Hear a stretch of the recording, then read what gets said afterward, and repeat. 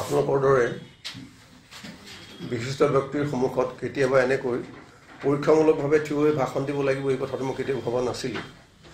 আচলতে যাৰ নামত এই ন্যাস স্মাৰক ন্যাস গঠন কৰা হৈছিল তেখেতসকলৰ প্ৰতি আমাৰ প্ৰজন্মৰ মানুহৰ গভীৰ শ্ৰদ্ধা আছিল।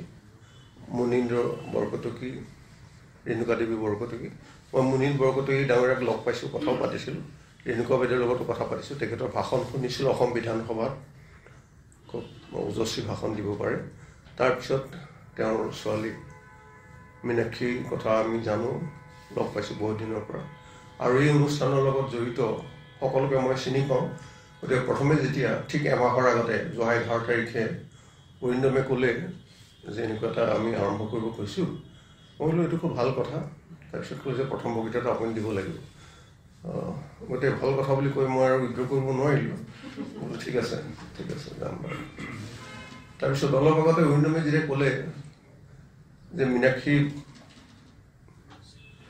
বৰকটকীয়ে ভাবিছে যে এটা গভীৰ পৰ্যায়ৰ আলোচনা হ'ব আৰু এই যে ৰেকৰ্ড কৰি থ'ব, সেইটো অলপ অপ্ৰস্তুত হোৱাৰ কথা। আচলতে এনেকুৱা ভাষণ দিবলৈ অসুবিধা নাই, কিন্তু অন্তত 3-4 মাহমান আগতে অলপ জনাই থ'লে ভাল হয়, তেতিয়া লিখিত আকাৰে দিব পাৰি। এতিয়াও মই ভাবিছোঁ যে যদি তেওঁলোকে ৰেকৰ্ড কৰে মোৰ আপত্তি নাই, কিন্তু যদি তাৰপিছত প্ৰকাশ কৰাৰ কথা ভাবে অন্তত যিকেইজনে বক্তৃতা তেনেকৈ দিয়ে এবাৰ দেখুৱাই ল'লে ভাল হ'ব। কাৰণ আপোনালোকে জানে, আপোনালোকৰ সকলোৰে এনেকুৱা অভিজ্ঞতা আছে, আমি সভাত যেতিয়া শ্ৰোতাৰ সন্মুখত কৈ থাকোঁ তাৰ ডিকশ্যনটো বেলেগ হয়, আৰু যেতিয়া লিখোঁ কোনোবাই পঢ়িব বুলি ভাবি তেতিয়াও তাৰো কথাটো অলপ বেলেগ হয়। আজি মোৰ এই বিষয়টো আচলতে অৰিন্দমে ঠিক কৰি দিছে। মই কি ক'ম ভাবি আছিলোঁ, অৰিন্দমে মোক ঠিক কৰি দিলে আপুনি স্বৰাজত্বৰ অসমৰ ৰাজনৈতিক ইতিহাসটো ক'ব। বহুদিন মাষ্টৰ আছিল, গতিকে বহি বক্তৃতা দিয়াৰ অভ্যাসটো হোৱা নাই, কিন্তু বয়সৰ চাপ এতিয়া অনুভৱ কৰিছোঁ। যদি প্ৰয়োজন হয় মই বহিম, আপোনালোকৰ পৰা আগতীয়াকৈ অনুমতি লৈ থৈছোঁ। মই প্ৰথমে থিয় হৈ আৰম্ভ কৰোঁ, হ'ব? আচলতে আমি যেতিয়া বুৰঞ্জী কথাটো কওঁ দুই ধৰণে ক'ব পাৰি। এটা হ'ল মানে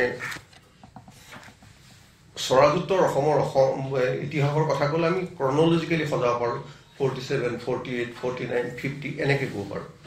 আৰু এটা ধৰণৰ হৈছে কি থিমেটিকেলি আমি অৰ্গেনাইজ কৰিব পাৰোঁ, অৰ্থাৎ বিষয় হিচাপে এটা বিষয় ক'লোঁ, তাৰপিছত বেলেগ এটা বিষয় ক'লোঁ। এতিয়া মই ভাবিছোঁ এই দ্বিতীয় পদ্ধতিৰে ক'ম, কাৰণ যদি মই ক্ৰনলজিকেলি কৈ যাওঁ আপোনালোকে সকলোৱে ভাল নাপাব, হিষ্ট্ৰী ষ্টুডেণ্টে হয়তো বেছি ভাল পাব।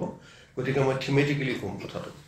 প্ৰথমতে মই আপোনাক ক'ম, আৰু মই ভাবিছোঁ যে 1 ঘণ্টামানৰ ভিতৰত যিহেতু মোটামুটিভাৱে শেষ কৰিব লাগিব, 1 ঘণ্টাতকৈ বা কম সময়ৰ ভিতৰত।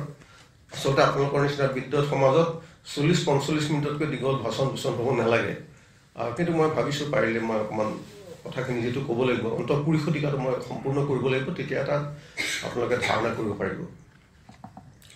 প্ৰথম কথা হ'ল যে স্বাধীনতাৰ পিছত আমি মানে গঠনমূলক কথাবিলাক চাওঁ। অসম চৰকাৰৰ অসমৰ গঠনমূলক আমি কামবিলাকৰ এটা খতিয়ান লওঁ। গঠনমূলক কাম প্ৰথম কথাটো হ'ল যে দেশৰ স্বাধীনতা আন্দোলনত আমাৰ ভূমিকাটো, অসমৰ ভূমিকাটো খুব উজ্জ্বল আছিল।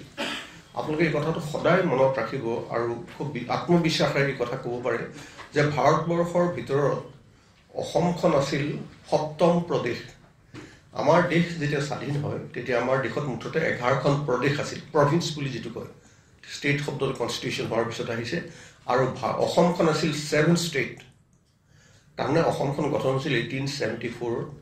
তেতিয়াৰ পৰা ৰাজধানী শ্বিলঙত আছিলে, মাজতে ঢাকালৈ গৈছিলে, তাৰপিছত আকৌ আহিল শ্বিলঙলৈ। তাৰপিছত আমি 1974 26 জানুৱাৰীৰ পিছত আমি দিছপুৰলৈ ৰাজধানী স্থানান্তৰ কৰিলোঁ স্থায়ীভাৱে। এইটো হ'ল মোটামুটি কথা।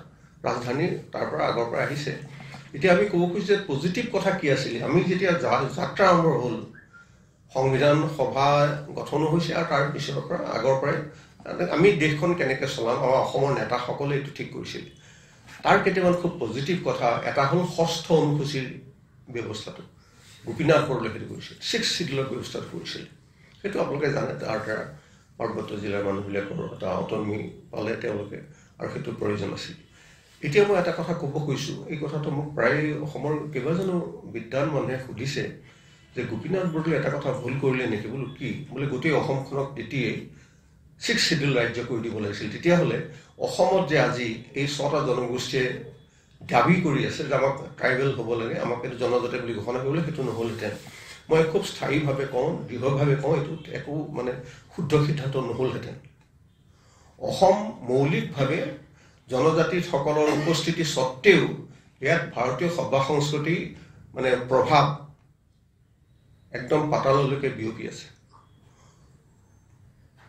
কুমাৰ ভাস্কৰ বৰ্মাৰ দিনৰ পৰা আমি ঐতিহাসিকভাৱে যদি চাওঁ, তেতিয়াহ'লে আমি দেখিম ভাৰতীয় সংস্কৃতিৰ উপস্থিতি উপেক্ষণীয় নহয়। গতিকে গোপীনাথ বৰদলৈয়ে অসমখনৰ কথা খুব ভালকৈ জানিছিল, তেখেত হিষ্ট্ৰীৰ ষ্টুডেণ্ট আছিল, আপোনালোকে জানে। সেইকাৰণে তেওঁ ভাবিছিল যে ষষ্ঠ অনুসূচীটো গোটেই অসমত লগাব নালাগে। আৰু তাৰ পিছত এটা বিতৰ্ক হৈ অসমৰ এটা ৰাজনৈতিক দলে, বামপন্থী ৰাজনৈতিক দলে দাবীয়ে কৰিলে, প্ৰস্তাৱ কৰিলে, আৰু সেইটো তেওঁলোকে ৰিইটাৰেট কৰি থাকে, বাৰে প্ৰতি দোহাৰি থাকে যে গোটেই অসম ৰাজ্যখনক ট্ৰাইবেল ষ্টেট কৰি দিব লাগে। মই যি নেতাজনক তেখেতক ল'ব পাইছোঁ, মই কৈছোঁ যিটো বৰ সাংঘাতিক সিদ্ধান্ত কৰিছোঁ, বোলে নহয় তেতিয়াহে অসমত শান্তি হ'ব ইত্যাদি ইত্যাদি। সেইটো হোৱা নাই এতিয়ালৈকে। আৰু মই নিজে ব্যক্তিগতভাৱে আপোনালোকক জনাইছোঁ যে মই দাবীটোৰ সমৰ্থন নকৰোঁ। গোটেই ৰাজ্যখন ট্ৰাইবেল ষ্টেট হ'ব লাগে বুলি দাবীটো শুদ্ধ নহয়। আৰু গোপীনাথ বৰদলৈয়ে তেতিয়া খুব সুচিন্তিতভাৱে 6th শিডিউলটো কৰিছিলে। তাৰপিছত আহিলে এটা ষ্টেজ আমাৰ খুব গৌৰৱময়, সেইটো হৈছে যে কনষ্ট্ৰাকটিভ নেশ্যনেলিজিম। দেশখন স্বাধীন হোৱাৰ পিছত কেনেকৈ দেশখন নিৰ্মাণ কৰিম, এই কথাটো অসমৰ নেতাসকলে ভাবিছিল। গোপীনাথ বৰদলৈ আপোনালোকে জানে যে গুৱাহাটী বিশ্ববিদ্যালয়ৰ আন্দোলন হৈছিলে। গুৱাহাটী বিশ্ববিদ্যালয়টো ইয়াত মানে যথেষ্ট আন্দোলনৰ মাজেদি ইয়াত প্ৰতিষ্ঠা হৈছিলে। কিন্তু এই গুৱাহাটী বিশ্ববিদ্যালয় আন্দোলনৰ সময়ত মই দেখিছোঁ যে বহুত সময়ত কাগজত এনেকুৱা কিছুমান বাতৰি ওলায় যিবোৰ একদম মৌলিকভাৱে মানে ভুল কথা, যেনে শ্যামাপ্ৰসাদ মুখাৰ্জীয়ে আন্দোলনৰ বিৰোধিতা কৰিছিলে, অৰুণ কুমাৰ চন্দ্ৰই বিৰোধিতা কৰিছিলে বুলি কৈছে, আৰু কোনোবা কিছুমান নাম কয় যে তেওঁলোকৰ কোনো সম্পৰ্ক নাই। কিন্তু যিখন অসমৰ পলিটিকেল হিষ্ট্ৰী অফ আছাম ইতিমধ্যে প্ৰকাশ হৈছে, তাত মই স্পষ্টকৈ দেখুৱাইছোঁ শ্যামাপ্ৰসাদ মুখাৰ্জীয়ে খুব জোৰকৈ কৈছিলে যে অসমত গুৱাহাটী বিশ্ববিদ্যালয় হ'ব লাগে। অৰুণ কুমাৰ চন্দ্ৰই কৈছে যে মই গুৱাহাটী বিশ্ববিদ্যালয় প্ৰতিষ্ঠা কৰিলে আমাৰ এটা ছেকশ্যন, তাৰমানে কাছাৰ মানুহখিনিও বেয়া পাব পাৰে, কিন্তু মই ভাবোঁ যে নহয়, অসমীয়া মানুহৰ এই দাবীটো খুব ন্যায্য, অসমত এখন বিশ্ববিদ্যালয় হ'ব লাগে ইত্যাদি। এই ধৰণৰ বহুত উদাহৰণ দিব পাৰি। এই কথাখিনি মই তাত কিতাপত কৈছোঁ। তেওঁলোকে য'ত প্ৰবন্ধবোৰ লিখিছিল, কলিকতাৰ কাগজেদি প্ৰবন্ধ লিখিছিল, অসমীয়া মানুহ এজনে লিখিছিল, হৰেশ্বৰ গোস্বামী, বেৰিষ্টাৰ আপোনালোকে জানে, হৰেশ্বৰ গোস্বামী লিখিছিল যে এই হেৰি হ'ল। তেতিয়া তেখেত অলপ দিন বংগবাসী কলেজত অধ্যাপনা কৰি আছিল বেৰিষ্টাৰ হৈ অহাৰ পিছতে। সেই সময়তে এই যে গুৱাহাটী বিশ্ববিদ্যালয়ৰ আন্দোলনটো হৈছিল। কিন্তু গোপীনাথ বৰদলৈয়ে গুৱাহাটী বিশ্ববিদ্যালয়টো প্ৰতিষ্ঠা কৰিছিল, তেতিয়া বুজি পাইছিল যে বিশ্ববিদ্যালয়টো কেৱল এখন বিশ্ববিদ্যালয় নহয়, এইটো হ'ল গোটেই উত্তৰ পূব অঞ্চলৰ বিকাশৰ এটা ডাঙৰ অনুষ্ঠান হ'ব। আৰু সেইকাৰণে আন্দোলনৰ মাজেদি মানে প্ৰথম কামটোৱে হ'ল 1948ত গুৱাহাটী বিশ্ববিদ্যালয় প্ৰতিষ্ঠা কৰিলে। চন তাৰিখবোৰ আপোনালোকে বাদ দিয়ক, ঘটনাবিলাক মনত ৰাখিব।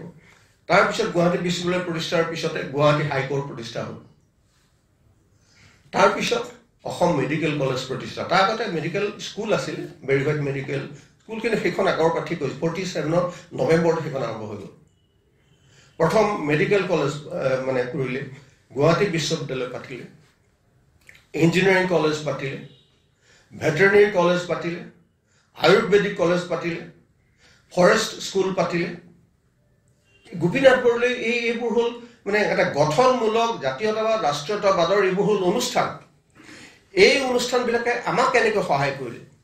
এই অনুষ্ঠানবোৰ হোৱাৰ লগে লগে গোটেই উত্তৰ পূব ভাৰতৰ যিবোৰ ফাৰ্ষ্ট জেনেৰেশ্যনৰ এডুকেটেড মানুহ, তেওঁলোকে গুৱাহাটীত পঢ়িবলৈ আহিছিল। আপোনালোকে জানে শ্বিলঙৰ যিবিলাকে হিল ষ্টেট মুভমেণ্ট কৰিছিল, এই খাচীয়া নেতাসকল, এক্সেপ্ট উইলিয়ামছন চাংমা, গোটেইবিলাক গুৱাহাটীত পঢ়া।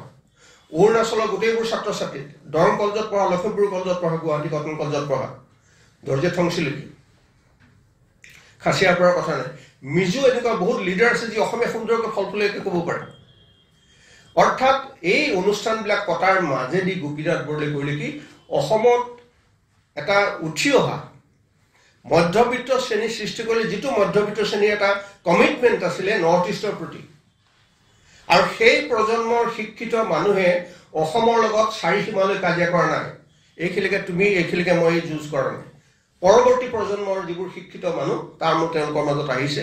আৰু তাৰ কিছুমান ভৌগোলিক কাৰণ আছে। আপোনালোকে জানে যে এতিয়া তেওঁলোকৰ মাজত মিডিল ক্লাছটো শক্তিশালী হৈছে, তেওঁলোকক খেতি মাটিৰ কাৰণে মাটি লাগে। মাটি ক'ত পাব? আকাশৰ ফলটো যাব না, স্বাভাৱিকতে অসমৰ মাটি, ভৈয়ামৰ মাটি তেওঁলোকে ঠেলা হেঁচা কৰিব, এইটো স্বাভাৱিক কথা। ন্যায় অন্যায় এইটো বেলেগ কথা, সেইটো মই ভেলু জাজমেণ্ট কৰিবলৈ কোৱা নাই যে এইটো ভাল কাম কৰিছে, নহয়। কিন্তু এই যে বিচাৰিছে তেওঁলোকে, অৰুণাচলে বিচাৰিছে অসমৰ মেঘালয়েও বিচাৰিছে অসমৰ ভৈয়ামৰ মাটি, মিজোৰামেও বিচাৰিছে ইত্যাদি ইত্যাদি। কিন্তু মই ক'ব খুজিছোঁ যে এই গোপীনাথ বৰদলৈ অনুষ্ঠানবোৰ পতাৰ কাৰণে আমি তেওঁলোকৰ শুভেচ্ছাটো এটা গুডউইল আমি ক্ৰিয়েট কৰিব পাৰিছিলোঁ।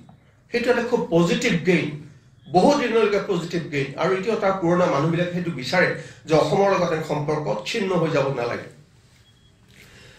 এই অনুষ্ঠানবিলাক পাতিলে, তাৰ যোৰহাট এগ্ৰিকালচাৰ কলেজ পাতিলে, আয়ুৰ্বেদিক কলেজ পাতিবলৈ তেতিয়া মানে হাহাকাৰ, মানুহ নাই তেতিয়া আয়ুৰ্বেদিক পাতিবলৈ। তেতিয়া হৈছে কি ভুৱনেশ্বৰ বৰুৱা আৰু 3জন মানুহক গোপীনাথ বৰদলৈ পঠাই দিলে যে আপোনালোক কলিকতালৈ যাব, বানাৰসলৈ যাব, তাত অন্তত ভাল আয়ুৰ্বেদ জনা মানুহৰ লগত আলোচনা কৰিব যে গুৱাহাটীত কলেজখন কেনেকৈ পাতিব পাৰি বা ক'ত পাতিব পাৰি। তেতিয়া তেওঁলোক গ'ল, গৈ পেলাই চালে যে কি বিষয় হ'ব পাৰে, অসমৰ লগত কেনেকৈ পাতিব লাগে। আয়ুৰ্বেদিক কলেজ পাতিলে আৰু লগতে অন্য কি ধৰণৰ গছ ফুল ফাল এইবোৰ যিবোৰ লগা বস্তু সেই বস্তুবিলাক কেনেকৈ ল'ব লাগে ইত্যাদি বিষয়ত তেওঁলোকে তাৰপৰা ষ্টাডি কৰিছিল। আনকি মই পিছত গম পালোঁ যে তেওঁলোকে MS ৰান্ধাৱা, এজন খুব বিখ্যাত চিভিল চাৰ্ভেণ্ট, আচলতে পাঞ্জাব যেতিয়া ভাগ হ'ল পশ্চিম পাকিস্তান, এই যে ৰিহেবিলিটেশ্যনৰ গোটেই মানুহজন আছিলে MS ৰান্ধাৱা, মহিন্দৰ সিং ৰান্ধাৱা। তেওঁ আচলতে মানে হেৰিয়াৰ মানুহ, আৰ্টছৰ মানুহ, কিন্তু পৃথিৱীত নজনা বিষয় নাই। তেওঁলোকে ভাৰতৰ গছৰ বিষয়ে, ভাৰতৰ ফুলৰ বিষয়ে, কাংৰা আৰ্টৰ বিষয়ে তেওঁ মানে তেওঁৰ লগত যোগাযোগ কৰিছিল যে অসমত আমি নতুন কি মানে গছৰ খেতি আৰম্ভ কৰিব পাৰোঁ, কি ঔষধি গছ আমি আৰম্ভ কৰিব পাৰোঁ ইত্যাদি ইত্যাদি। কিন্তু তেতিয়া খুব ব্যস্ত আৰু গতিকে তেওঁ সেইটো সময় নাপালে। আৰু তেতিয়া মানে তেওঁ মানে গোটেই মানে যুদ্ধ বিধ্বস্ত, পাৰ্টিশ্যন বিধ্বস্ত ৰাজ্যখন থিয় কৰিবৰ কাৰণে যত্ন কৰিছিল। সেইকাৰণে তেওঁৰ আত্মজীৱনীখনৰ নামেই হ'ল ছাইৰ পৰা, ফ্ৰম দ্য এছেছ, ছাইৰ পৰা। আচ্ছা, তাৰপিছতে আহিলে মই কৈ আছোঁ যে ভাল কাম কি কৰিছিল সেই খুটিয়ালটো দি আছোঁ। পুলিচ ট্ৰেইনিং কলেজ, তাৰপিছত অসম ফৰেষ্ট স্কুল, কাৰণ এইটো তেওঁলোকে গোপীনাথ বৰদলৈ বুজি পাইছিল যে forest is a very important resource. আমি ফৰেষ্টটো তেতিয়া আমাৰ মানে কিবা কাৰণত কাৰিকুলামত এই কথাবোৰ যথেষ্ট গুৰুত্ব দি পঢ়োৱা নহয়। অসমৰ ফৰেষ্টটো ব্ৰিটিছবিলাকে খুব মেটিকুলাছলি ডেভেলপ কৰিছিল। আজি যে আপোনালোকে গ'লে দেখে গোটেই গোৱালপাৰা ৰাস্তাৰ কাষত শাল গছ, নগাঁৱলৈ গ'লে প্ৰথমে দেখিব আপুনি চেগুন গছ, তাৰপিছত আপুনি দেখিব খকন গছ, হলক গছ, এইবোৰ যে খুব ভালকৈ ষ্টাডি কৰিছিল। তেতিয়া ভাৰতীয় ফৰেষ্ট জেনেৰেল আছিলে উইলিয়াম ব্ৰেণ্ডিছ, তেওঁ জাৰ্মান বটেনিষ্ট। মানে ভাগ্যসূত্ৰে তেওঁ আছিলে কি লৰ্ড ডেলহাউচি, আপোনালোকে সকলোৱে নাম জানে, ডক্ট্ৰিন অফ লেপছ ইণ্ট্ৰডিউচ কৰি ডেলহাউচিৰ জোঁৱায়েক। আৰু এনেকুৱা মানে কমিটেড বটেনিষ্ট আছিলে, গোটেই ভাৰতবৰ্ষৰ মানে মাটিবোৰ তেওঁ ছাৰ্ভে কৰিছিল যে নীলগিৰি পাহাৰত কি হ'ব, খাচিয়া পাহাৰত কি হ'ব। সেইকাৰণে এই যে আমি প্লেণ্টেশ্যনবিলাক দেখিছোঁ, ডেট ইজ দি অৰিজিন। তাৰ আগতে অসমৰ ভূ প্ৰকৃতি ষ্টাডি কৰিছিলে কেপ্টেইন ব্ৰলিউ পেম্বাৰটন, হেৰিয়ে লয়াৰ্ছে তেওঁ ৰিপৰ্টটো প্ৰকাশ কৰিছিল, আপোনালোকে পাইছে চাগৈ। আচ্ছা, এনিৱে, গতিকে এই কথাবিলাক খুব ষ্টাডিড পলিচি এটা লৈছিল যে ফৰেষ্টটো আমি ডেভেলপ কৰিব লাগিব, আৰু গোপীনাথ বৰদলৈ সেই কথাটো জানিছিল। সেইকাৰণে ফৰেষ্ট স্কুল পাতিছিল। আৰু আপোনালোকে জানে চাগে যে ফৰেষ্ট স্কুলৰ প্ৰথম টিচাৰবোৰ চব বেংগলৰ পৰা আনিছিল আৰু ডেৰাডুনৰ পৰা আনিছিলে, যে আমাৰ ল'ৰা ছোৱালীবিলাকক আমি অন্ততঃ এটা ফাৰ্ষ্ট কেডাৰ সৃষ্টি কৰিবলৈ যিবিলাকে ফৰেষ্টৰ কথাটো খুব ভালকৈ জানে। ৰ'ব এতিয়া মই এটা গঠনমূলক কৈ থাকিবলৈ বাকীবোৰ ক'বলৈ সময় নহ'ব। আচ্ছা, আৰু এটা কথা হ'ল কি, পজিটিভ কথাৰ মাজত হ'ল লিংগুইষ্টিক ষ্টেট, ভাষা ভিত্তিক ৰাজ্য অসমখন কৰিছিল। এইটো সেই সময়ৰ কংগ্ৰেছ নেতৃত্ব, চৰকাৰ নেতৃত্ব এটা ডাঙৰ অৱদান। পজিটিভ এছপেক্টটো কৈছোঁ। ভাষা ভিত্তিক ৰাজ্য গঠন আজিকালি আমি খুব সহজে লওঁ, কিন্তু এইটো বৰ সহজ বস্তু নাছিলে। ইণ্ডিয়ান নেশ্যনেল কংগ্ৰেছৰ নাগপুৰ অধিৱেশনত যেতিয়া ঠিক কৰিলে যে আমি যেতিয়া কংগ্ৰেছবোৰ কেনেকৈ ৰিঅৰ্গেনাইজ কৰিম গোটেই ভাৰতবৰ্ষত, বিভিন্ন ঠাইৰ বিভিন্ন মানুহে কয়, তেতিয়া এটা নীতিগতভাৱে ঠিক কৰিলে যে প্ৰত্যেকখন প্ৰদেশৰ কংগ্ৰেছ ভাষাভিত্তিকভাৱে আমি অৰ্গেনাইজ কৰিম। যেনে অসমত অসমীয়া ভাষা হ'ব, বিহাৰত হিন্দুস্তানী হ'ব, বেংগলত বঙালী ভাষা হ'ব ইত্যাদি। এই ভাষাভিত্তিক পুনৰ্গঠনটোৱে অসমীয়া মানুহক খুব আনন্দিত কৰিছিল। আৰু তাৰ বিষয়ে খুব সুন্দৰ এখন ৰচনা আছে বীৰেন্দ্ৰ কুমাৰ ভট্টাচাৰ্য, আপোনালোকে পঢ়িছে নাই গম নাপাওঁ, পঢ়াসকলে জানে। তেওঁ কৈছে যে বীৰেন্দ্ৰ কুমাৰ ভট্টাচাৰ্য যে 1921ত অসমৰ মানুহে যে ইমান আগৰ পৰা কোনো খবৰে নাই, গান্ধীৰ নামটো আহিছিল, গান্ধীৰ নাম জানে মানুহে, কিন্তু এনেকৈ যে একেবাৰে গোটেই গাঁও ভূঁই মানুহ উবুৰি খাই পৰিছিল, তাৰ কাৰণটো হ'ল তেওঁলোকে ভাবিছিলে আমাৰ ভাষাটোৰ স্বীকৃতি আছে। এই ইণ্ডিয়ান নেশ্যনেল কংগ্ৰেছ আমাৰ ভাষাটোক স্বীকৃতি দিছে গতিকে যিটো দলে যিটো ৰাজনৈতিক শক্তিয়ে দেশৰ স্বাধীনতাৰ কাৰণে সংগ্ৰাম কৰিছে সেইটো শক্তিয়ে মোৰ ভাষাটোক স্বীকৃতি দিছে ইয়াতকৈ আমাৰ স্বীকৃতি কি লাগে কাৰণ আমাৰ মনত সদায় এটা অৱদমনৰ চেতনা এটা সদায় আছিল আমি ভাবিছোঁ আমাৰ ভাষাটো কোনোবাই লৈ যাব নেকি এনেকুৱা ধৰণৰ কথাটো আছিল যেতিয়া কংগ্ৰেছে ক'লে যে নহয় ভাষাৰ ভিত্তিতে তোমালোকৰ ৰাজ্যখন গঠন হ'ব গতিকে মানুহৰ আনন্দ কোনো পায় গতিকে লিংগুইষ্টিক টেনশ্যনছ আছে কিন্তু আপোনালোকে অসমৰ এই যে কেতিয়াবা বেয়া ঘটনা হৈছিল কিন্তু ভাৰতৰ অন্য ঠাইত লিংগুইষ্টিক ষ্টেটৰ কাৰণে যিমান সংঘৰ্ষ হৈছিলে যিমান কেন্দ্ৰীয় চৰকাৰৰ সম্পত্তি নাশ কৰিছিলে তেনেকুৱা অসমত হোৱাই নাই তুলনাই নহয় অন্ধ্ৰপ্ৰদেশত তামিলনাডুত কিমান ধ্বংসলীলা হৈছিল গোটেই বেজৰ ষ্টেচন জ্বলাই শেষ কৰি দিলে বহুত পোষ্ট অফিচ ডিপাৰ্টমেণ্ট মানে কেন্দ্ৰীয় চৰকাৰ বহুত অনিষ্ট কৰিলে অসমত তেনেকুৱা ঘটনা হোৱা নাই এইটো হ'ল অসমৰ নেতৃত্বই আমাৰ কাৰণে কৰা কেইটামান ভাল কাম তাৰপিছত ষ্টেট ৰিঅৰ্গেনাইজেশ্যন কমিশ্যন এই যে ৰাজ্য পুনৰ্গঠন আয়োগৰ কথাটো যেতিয়া হ'ল পানীটো খুব ঠাণ্ডা নেকি মেডাম অকণমান নাই আপুনি কৈ থাকক নালাগে মেডাম প্লিজ আচ্ছা যে ৰাজ্য পুনৰ্গঠনৰ কথা যেতিয়া আহিল তেতিয়া মানে সব কংগ্ৰেছৰ মানে প্ৰায়বোৰ ষ্টেটতে অদ্ভুত দাবী কৰিলে কিন্তু আচৰিত কথা যে অসমৰ ষ্টেট ৰিঅৰ্গেনাইজেশ্যনৰ বাবে অসমৰ কংগ্ৰেছ নেতৃত্বই ইমান এটা সুচিন্তিত সিদ্ধান্ত লৈছিল যে মানে ষ্টেট ৰিঅৰ্গেনাইজেশ্যন কমিশ্যন হেডেড বাই ফজল আলী তেওঁলোক মানে দে ৱাৰ ভেৰি প্লিজড যে অসমৰ কংগ্ৰেছ নেতৃত্বই যিটো ৰেজলিউশ্যন লৈছে যিটো তেওঁলোকৰ ষ্টেণ্ড সেইটো আটাইতকৈ বাস্তৱসন্মত আটাইতকৈ শুদ্ধ মই এটা উদাহৰণ দিওঁ এতিয়া ৱেষ্ট বেংগল প্ৰদেশ কংগ্ৰেছ কমিটি ৱেষ্ট বেংগল প্ৰদেশ কমিটিয়ে কি বিচাৰিছিল তেওঁলোকক বেংগলখনতো গোটেইখন লাগেই গাৰো কি কয় গোৱালপাৰা জিলা লাগে গাৰো পাহাৰেদি এনেকৈ আহি পেলাই এতিয়া য'ত মেঘালয় সেইপিনে ৰাস্তা গৈ পেলাই তেওঁলোকক কাছাৰলৈকে লাগে কল্পনা কৰি চাওকচোন আমি হিষ্ট্ৰীত এইবোৰ লিখিছোঁ ডিটেইল তেওঁলোকে মানে মেনি থাউজেণ্ড কিলোমিটাৰ্ছ মানে আৰু এখন অসম তেওঁলোকক দিব লাগে কিন্তু অসমে কোৱা নাছিল অসম চৰকাৰে যিখন স্মাৰকপত্ৰ দিছিল অসম প্ৰদেশ কংগ্ৰেছ কমিটিয়ে যিখন স্মাৰকপত্ৰ দিছিল তেওঁলোকে কৈছে যে অসমৰ এজ ইট ইজ যিটো আছে সেইটোত আমি সন্তুষ্ট ইয়াৰ লগত আৰু যোগ বিয়োগ হ'ব নালাগে বৰঞ্চ ষ্টেট ৰিঅৰ্গেনাইজেশ্যন কমিশ্যনে এই বুলি কৈছিলে যে মণিপুৰ আৰু ত্ৰিপুৰা এই দুখন ৰাজ্য ভৱিষ্যতে অসমৰ লগত লগ লগাই দিব লাগে এইটো ষ্টেট ৰিঅৰ্গেনাইজেশ্যন কমিশ্যনে কৈছিলে অসমৰ কংগ্ৰেছে এইটো বিচৰা নাছিল আমাৰ সকলোৰে ভাগ্য ভাল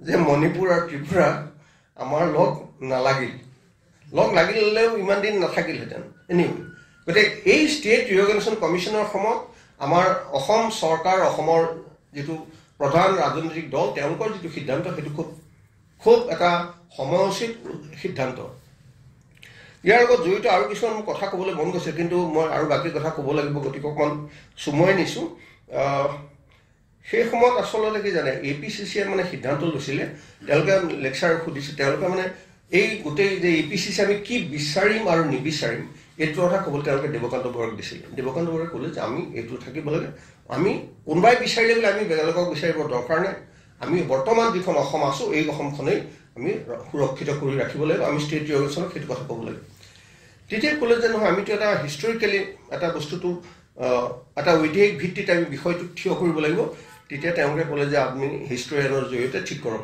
তেতিয়া দেৱকান্ত বৰুৱাই বিষ্ণুনাৰায়ণ শাস্ত্ৰীক ক'লে যে PC চৌধুৰী আপোনালোকে জানে প্ৰতাপ চন্দ্ৰ চৌধুৰী হিষ্টৰিয়ান অলপ একাচেকা মেজাজৰ মানুহ গতিকে তেওঁলোকে ক'লে যে আপুনি কাম কৰক বিশ্বনাৰায়ণ শাস্ত্ৰীক লগালে যে তেওঁৰ লগত কথা পাতক বিশ্বনাৰায়ণ শাস্ত্ৰীয়ে PC চৌধুৰীক ক'লে যেনেকুৱা PC চৌধুৰীয়ে বৰ আনন্দ মনে ক'লে মই এইটো কৰিম আমি আৰু অসম ৰাজ্যখনৰ কথাটো তেতিয়া তেওঁলোকে লগ ধৰিলে গতিকে সেই গোটেই যিখন মেমৰিণ্ডাম চৰকাৰ আৰু APCC মেমৰিণ্ডামত PC চৌধুৰী সৰহখিনি তেওঁ ড্ৰাফ্ট কৰি দিছে গোটেই আইডিয়াটো তেওঁ আচ্ছা গতিকে ষ্টেট ৰিঅৰ্গেনাইজেশ্যন কমিশ্যনত অসমৰ যিটো নেতৃত্ব অসম চৰকাৰৰ নেতৃত্ব অসমৰ মানে যিটো ৰুলিং পাৰ্টিৰ যিটো ডিচিশ্যন সেইটো খুব পজিটিভ আছিলে আৰু মই ভাবোঁ যে সেইটো এতিয়ালৈকে চলি আছে তাৰপিছত অলপ সলনি হ'ল যেতিয়া ৰাজ্য পুনৰ্গঠন বাকী অন্য কথাবোৰ আহিল তাৰপিছত আৰু এটা হৈছে কি যে অসমৰ ঔদ্যোগিকৰণৰ কাৰণে অসম চৰকাৰে যত্ন কৰিছে যিটো আমি নাজানো বা আমি কাৰণ আপোনালোকে জানে যে কনষ্টিটিউশ্যন গঠন হোৱাৰ পিছত আমাৰ যিটো ফেডাৰেল গঠনটো যেতিয়া ৰিষ্ট্ৰাকচাৰ হ'ল থেংক ইউ অৰিন্দম যেতিয়া ৰিষ্ট্ৰাকচাৰিং হ'ল কনষ্টিটিউশ্যন হোৱাৰ পিছত তেতিয়া কেন্দ্ৰৰ হাতত বেছি ক্ষমতা থাকিলে কোনোবা এখন ৰাজ্য চৰকাৰে উদ্যোগ কৰোঁ বুলি ক'লে কৰিব নোৱাৰে তেওঁলোকে সহায় কৰিব লাগিব আৰু সেই সহায়ৰ ক্ষেত্ৰত দেখা গ'ল যে অসম বঞ্চিত হৈ আছিল এই অসমৰ মানুহৰ মাজত যে এটা বিক্ষোভ আছিল যে কেন্দ্ৰৰ পৰা আমি সুবিচাৰ পোৱা নাই সেইটো একেবাৰে ভিত্তিহীন নহয় কিন্তু এতিয়া ধৰক বিষ্ণুৰাম মেধিক খুব মানে বৰ মানে তেওঁক মেলাইন কৰা হৈছিল অসম প্ৰদেশ কংগ্ৰেছ কমিটিৰ মাজত কিন্তু বিষ্ণুৰাম মেধি আচলতে অসমীয়াত এষাৰ কথা আছে ৰজাক বৰ নবোলা মানুহ খুব হিম্মতৱালা মানুহ আছিল তেওঁ অসমীয়া মানুহৰ স্বাৰ্থটো উপেক্ষিত হ'বলৈ দিয়া নাছিল অসমীয়া মানুহৰ স্বাৰ্থটো ক্ষতি হওক এই কথাটো বিষ্ণুৰাম মেধি হ'বলৈ দিয়া নাছিল বিষ্ণুৰাম মেধিৰ দিনত এটা কথা প্ৰায় পৰিণত হ'ল বিষ্ণুৰাম মেধিৰ কথা ৰেল মন্ত্ৰী গুলজাৰিলাল নন্দক ক'লে লাল বাহাদুৰ শাস্ত্ৰীক ক'লে যে মই গোৱালপাৰা জিলাখন গাৰোপাহাৰ জিলাখন খুব পিছপৰা অঞ্চল তাৰ পৰা এটা ৰেল লাইন কানেক্ট কৰিব লাগে হেৰিয়ালৈ পাণ্ডুলি ঘাটলৈ আহক এক দ্বিতীয় কথা শ্বিলং আৰু চেৰাপুঞ্জীৰ পৰা এটা ৰ'পৱে আহক গুৱাহাটীলৈ প্ৰিন্সিপল ঠিক হ'ল টেণ্ডাৰ কল কৰিলে কোনে কৰিব তাৰ ঠিক হ'ল কিন্তু চেণ্ট্ৰেল গভৰ্ণমেণ্টে পাৰ্মিশ্যনটো নিদিলে কিয় নিদিলে কাৰণ তেতিয়াৰ পৰা বিষ্ণুৰাম মেধিৰ বিৰুদ্ধে চেণ্ট্ৰেল গভৰ্ণমেণ্টৰ ওচৰত এনেকুৱা এটা কথা অলপ ইণ্টাৰেষ্টেড গ্ৰুপে তেওঁৰ ভাৰত চৰকাৰৰ কাণত পৌঁছাই আছিল যে বিষ্ণুৰাম মেধি থাকিলে কংগ্ৰেছৰ যদি নেতা হৈ থাকে মই এটা কথা আশা কৰিছোঁ মই কোৱা কথা কিছুমান অফ ৰেকৰ্ড পিছত হ'ব মই এতিয়া কৈ গৈছোঁ আপোনাৰ মই ভুল কথা একো নকওঁ প্ৰথম কথা হ'ল সেইটো কিন্তু দুই এটা অপ্ৰিয় কথা অলপ পিছত মডাৰেট কৰিব লগা হ'ব পাৰে আচ্ছা যে বিষ্ণুৰাম মেধি যদি অসমৰ মুখ্যমন্ত্ৰী থাকে ট্ৰাইবেল মানুহৰ ছাপৰ্ট নাপাবা মুছলিমৰ ছাপৰ্ট নাপাবা বেংগলী ছাপৰ্ট নাপাবা গতিকে এটা খেদোৱা সেইকাৰণে বিষ্ণুৰাম মেধিক তেওঁ খুব বৰ আনচিৰিমনিয়াছলি বিদায় দিছিল আপোনালোকে জানে কোনো 1957 ইলেকশ্যনৰ পিছত তেওঁ মাদ্ৰাজৰ গভৰ্ণৰ পঠালে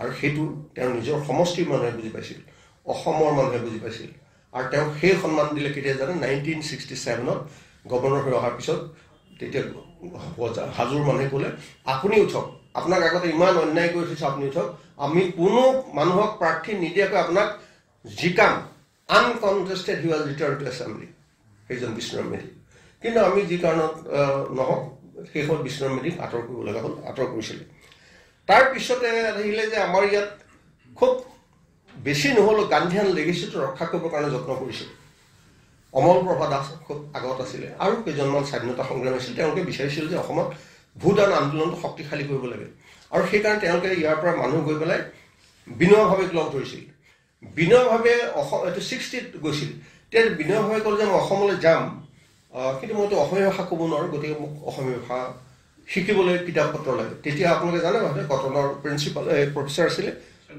চন্দ্ৰ কলিতা গ'ল আৰু বিনয়ভাৱে যেতিয়া আহিল 61ত খুব দীৰ্ঘদিন অসমত আহিছিল আমাৰ পলিটিকেল হিষ্ট্ৰীত আসামত আমি গোটেই গাঁওবিলাকৰ নাম দিছোঁ ক'ত কিমান দিন আছিল ক'ত ৰাতি আছিলে ইত্যাদি যেতিয়া মানে বিনয়ভাৱে আহিছিলে তেতিয়া অসমত এটা আলোড়ন হৈছিল মানে এটা গান্ধীৰ ৰূপত তেওঁক চাইছিলে সকলো ঠাইত মানুহে মাতি দিছিল বহুত এতিয়া উজনি অসমত মানুহ পাব লখিমপুৰত মানুহ পাব সেইবোৰ মানে গ্ৰাম ডাউন ডিষ্ট্ৰিক্টে আছে তেনেকুৱা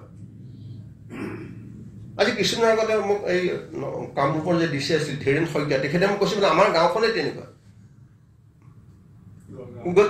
তেওঁলোকৰ যিখন গাঁও মেটেকাৰ ওচৰত আচ্ছা গতিকে এই ধৰণৰ এটা গান্ধীয়ান লিগেচিটো ৰক্ষা কৰিবৰ কাৰণে চৰকাৰৰ তৰফৰ পৰা এটা যত্ন কৰিছিল আৰু কংগ্ৰেছ দলেও এটা যত্ন কৰিছিল আৰু তেতিয়া মানে আনকি এই ভাৰত অসমৰ কি কয় এই আন্দোলনটো সমৰ্থন কৰিবৰ কাৰণে বিমল থকৰ আহিছিল আৰু লখিমপুৰত যেতিয়া এটা বানপানী তেতিয়া সদায় আছে এটা বান্ধ মাৰিছিলে একদম ভলণ্টিয়াৰ গোটাই লৈ পেলাই বান্ধ মাৰিছিল সেই বান্ধটোৰ নাম এতিয়া আছে বিমল বান্ধ মানুহে এতিয়া আৰু পাহৰি গৈছে বিমল কোন আছিল সেই বিমল থকৰ নামত সেই বান্ধটো আছে লখিমপুৰত আজিও আছে সেইটো আৰু পজিটিভ কামৰ ভিতৰত অসম চৰকাৰে এটা কৈছিল সেইটো হ'ল গ্ৰীণ ৰেভলিউশ্যন অন্য ঠাইত গ্ৰীণ ৰেভলিউশ্যন 66ত আৰম্ভ হৈ গ'ল কিন্তু অসমত এইটো আৰম্ভ হওঁতে বহুত পলম লাগি 1976ত আৰম্ভ হ'ল কিন্তু দেখা গ'ল যে অসম চৰকাৰ সেই মানে গ্ৰীণ ৰেভলিউশ্যনৰ কাৰণে যিখিনি যত্ন যিখিনি কৰা সেইখিনি সফল হ'ল তাৰ আগলৈকে আমি আমাৰ বহুতৰ ধাৰণা যে আমি অসমে ধান চাউল আমি ঢেৰ আছে বুলি শুনি থাকোঁ নহয় ভাবোঁ যে আমি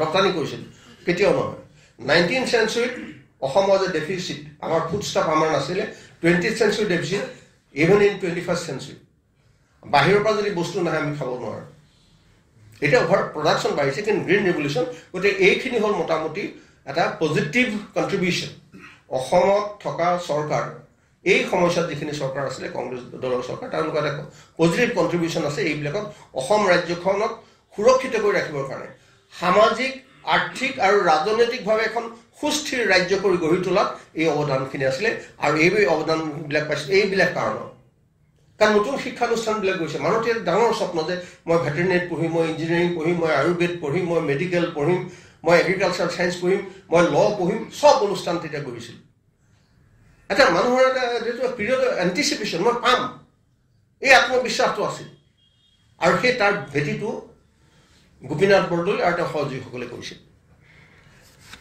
তাৰপিছত আহিলে এটা অস্তিত্ব আৰু স্থায়িত্বৰ প্ৰতি ভাবুকি কোনবোৰৰ পৰা আহিছিল কি কাৰণত অসমৰ মানুহৰ মনত এনেকুৱা এটা ভাৱ আহিছিল যে আমাৰ স্থিৰতা ক'ৰবাত কমিছে নেকি আমি অসমৰ মানুহ কেতিয়াবা আৰু বিপদত পৰোঁ নেকি এই ধৰণৰ আশংকাবিলাক যে আহিছিল এই আশংকাবোৰ ক'ৰ পৰা আহিছিল কি সূত্ৰৰ পৰা আহিছিল তাৰ এক নম্বৰ সূত্ৰ হ'ল এই সাদুল্লাৰ মুছলিম লীগৰ ৰাজনীতিৰ পৰা অসমৰ মানুহবিলাকে অলপ শংকাত ভুগিছিল কাৰণ একেবাৰে শেষ মুহূৰ্তলৈকে গ্ৰুপিঙলৈকে দেখা গ'ল যে সাদুল্লা আৰু মুছলিম লীগে বিচাৰিছিল অসমখন তেওঁলোকৰ মাজত যাব অসমখন তেওঁলোকৰ মাজত ল'ব আৰু এজ অফ নাও এতিয়া এনেকুৱা কিছুমান সুন্দৰ কিতাপ ওলাইছে বেংগলৰ স্কলাৰে উলিয়াইছে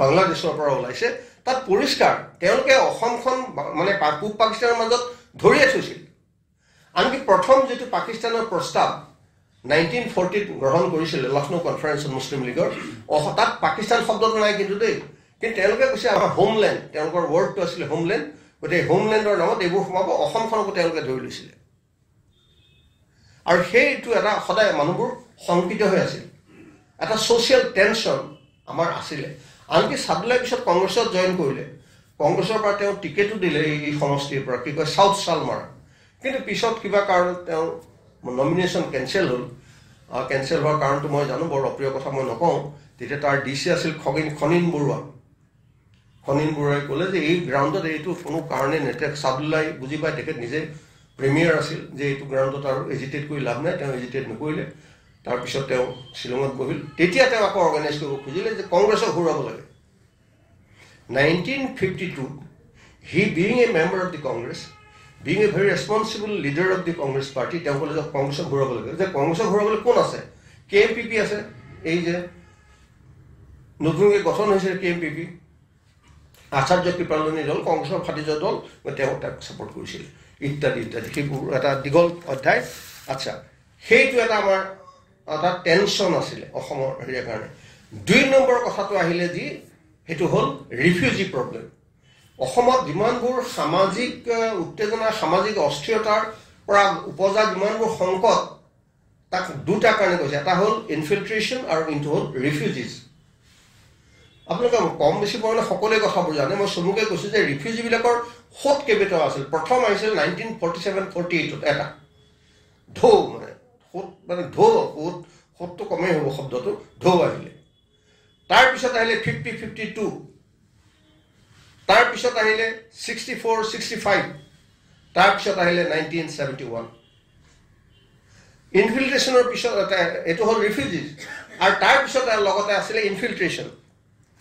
ইনফিল্ট্ৰেশ্যনটো মানে এটা শতাব্দী জোৰা এটা সমস্যা অসমত আচলতে ইনফিল্ট্ৰেশ্যন হৈছিলে 1895 মানৰ পৰা অৰ্থাৎ অসমত যেতিয়াৰ পৰা এই মৰাপাটৰ খেতি আৰম্ভ হ'ল নহয় মৰাপাটৰ খেতি কৰাৰ পিছত সময়ৰ পৰা এই লোৱাৰ বেংগলৰ পৰা মানুহ আহিছিল তেতিয়া মানে তেওঁলোকে প্ৰথমে টেষ্ট কৰিলে আৰু টেষ্ট কৰি দেখিলে এটা বেকগ্ৰাউণ্ড আছে সেইটো হৈছে কি প্ৰথমে মানে ইংৰাজবিলাকে ভাবিলে যে ৰেভিনিউৰ অগমেণ্টেশ্যনৰ কাৰণে কেছ ক্ৰপ কৰিব লাগিব নগদ শস্য উৎপাদন কৰিব লাগিব নগদ শস্য উৎপাদন কৰিবলৈ তেওঁলোকে প্ৰথমে ট্ৰাই কৰিলে কপাহ কিন্তু অসমীয়া মানুহে ক'লে কপাহৰ পেট নকৰে আমি কপাহ নাখাওঁ ভাত খাওঁ গতিকে কপাহৰ খেতি নকৰোঁ বাদ দিলে আহিল কুঁহিয়াৰ কেছ ক্ৰপ মানে খুব সুন্দৰ আইডিয়া আছিল তেওঁলোকে এতিয়া আপোনালোকে জানে যে মহাৰাষ্ট্ৰত একে সময়তে মানে সেইবোৰ আৰম্ভ কৰিছিলে গোটেই মহাৰাষ্ট্ৰখনত আপোনালোকে যদি অলপ ৰুৰেল মহাৰাষ্ট্ৰত যাই দেখিব তাত গোটেই ৰাস্তাবিলাক কমন এটা ৰাস্তাৰ নাম আছে কটন ৰোড মানে এটা এলেকাতে 20টামান কটন ৰোড তাৰমানে সেইবোৰ খালি কটন খেতি কৰিবৰ কাৰণে সেই ৰাস্তাবোৰ কৰিছিল কটন নিবৰ কাৰণে গৈছিল আৰু তাৰ সেইটো দেখিছে এতিয়া তাৰ গোটেই টেক্সটাইল ইণ্ডাষ্ট্ৰি হ'ল মহাৰাষ্ট্ৰ কিন্তু অসমত কটন খেতিটো একমাত্ৰ কাৰ্বি আংলঙত অলপ মানুহে গ্ৰহণ কৰিলে বাকী ক'তো গ্ৰহণ নকৰিলে যেতিয়া ভাবিছে কাৰ্বি আংলং নহয়, তেতিয়া সেইখন নগাঁও জিলা আৰু গোৱালপাৰা জিলাৰ গোলাঘাট জিলাৰ বা এতিয়া শিৱসাগৰ জিলাৰ অন্তৰ্গত আছিল। আচ্ছা, গতিকে এই ইনফিল্ট্ৰেশ্যনৰ সমস্যাটো বহুত পুৰণা আছিল। প্ৰথমে জোঁটৰ কাৰণে আহিল, তাৰপিছত দেখিলে যে এইবোৰ একদম চিচিম ফাক, কোনো নিয়ন্ত্ৰণে নাই। চাহাবৰ এনেকুৱা ৰিপৰ্ট আছে, এবাৰ শ্বিলঙৰ পৰা এজন চাহাবক জিলা উপায়ুক্তক সুধিলে যে আচ্ছা, আমি শুনিবলৈ পাইছোঁ আপোনাৰ তাত ঢেৰ মানুহ আছে, কেইবা লাখ মানুহ আছে। তেতিয়া দিছে, চিঠিৰ উত্তৰ দিছে, ফৰ্মেল উত্তৰ, হয় ময়ো জানো ঢেৰ মানুহ আছে, কিন্তু এই মানুহবিলাকক ছেটেলমেণ্ট দিবৰ কাৰণে যিটো ষ্ট্ৰাকচাৰ লাগে, মোৰ সেই ষ্ট্ৰাকচাৰটো নাই।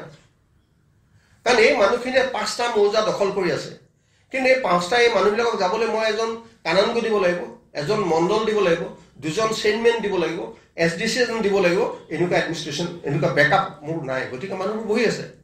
মন কৰিব, তাৰমানে যি সময়ত থলুৱা মানুহে যুগ যুগান্তৰ পৰা প্ৰত্যেক সময়তে মাটিৰ খাজানা দি আছে, কম বেছি পৰে, কোনোবাই 10 টকা 15 টকা 100 টকা দি আছে, কিন্তু যিবোৰ পিছত আহিছে ইনফিল্ট্ৰেটাৰ্ছ, তেওঁলোকে খাজানা নিদিয়াকৈ প্ৰায় 1930-35 চনলৈকে কোনো খাজানা নিদিয়াকৈ মাটি যাৰ যিমান ইচ্ছা সিমান দখল কৰিছে।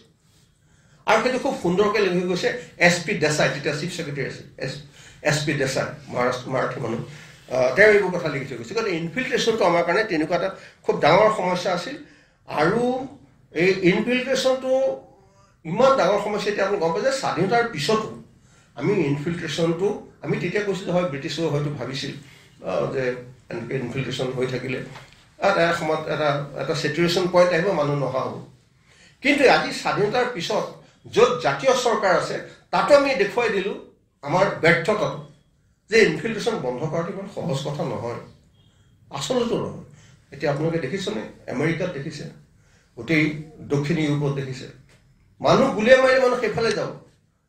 কালি পৰহি ম্যানমাৰত কি ঘটনা ঘটিছে আপোনালোকে দেখিছে। They are back to the wall, আৰু ক'লৈকো যাবলৈ নাই, এইফালে যাব লাগিব। গতিকে মানুহ যদি মাৰিছে মাৰক আপুনি, আমি এইফালে যাম। গতিকে ইনফিল্ট্ৰেশ্যন এই সমস্যাটো আজিও এটা জটিল সমস্যা হৈ থিয় হৈ আছে। এইটো অসম চৰকাৰে খুব যত্ন কৰে। এই ইনফিল্ট্ৰেশ্যনৰ সমস্যাটো মানে অসমতকৈ ইনফিল্ট্ৰেশ্যনৰ সংখ্যাটো ইকুৱেলি খুব ষ্ট্ৰং হ'ল ৱেষ্ট বেংগল এণ্ড ত্ৰিপুৰা। কিন্তু তাত এটা ভাষিক কাৰণ, তেওঁলোকে সেই আমি যেনেকুৱা খুব নানা কথাত ভাবোঁ যে ইনফিল্ট্ৰেটৰবিলাকে আহিলে আমাৰ মুখৰ ভাষা লৈ যাব ইত্যাদি ইত্যাদি, তাত মানে সেই ভয়টো নাই। কাৰণ they speak the same language, Bangla ভাষা কয়, তাতো কয়, ইয়াতো ক'ব, সেইটো তেওঁলোকৰ ভয় নাই। গতিকে আমাৰ যি পৰ্যায়ৰ উত্তেজনা, সিহঁতৰ সেই উত্তেজনা নাই। আমাৰ যিটো বিৰোধ, সেই বিৰোধৰ মাত্ৰাটো একে পৰ্যায়ৰ নহয় ত্ৰিপুৰা আৰু পশ্চিমবংগত, কিন্তু আমাৰ ইয়াত হয়, বিহাৰত হয়, উৰিষ্যাত হয় ইত্যাদি। গতিকে ইনফিল্ট্ৰেশ্যনটো এটা খুব ডাঙৰ সমস্যা আছিলে। এই ইনফিল্ট্ৰেশ্যনটো আমাৰ জাতীয় চৰকাৰে ইমান দিনে সমাধান কৰিব পৰা নাই। গতিকে আমি যেতিয়া ৰাজনৈতিক ইতিহাস লিখোঁ, আমি সদায় এই কথাটো মনত ৰাখিব লাগিব যে ইনফিল্ট্ৰেশ্যনৰ সমস্যাটো আজিও ৰৈ আছে।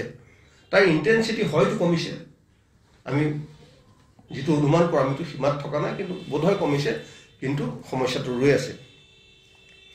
আৰু এই ইনফিল্ট্ৰেশ্যনৰ কথাটো অকল মানে আমি এতিয়া ভাবিছোঁ সেইটো নহয়। সাভাৰকাৰ, তেওঁ হিন্দু মহাসভাৰ নেতা আছিল।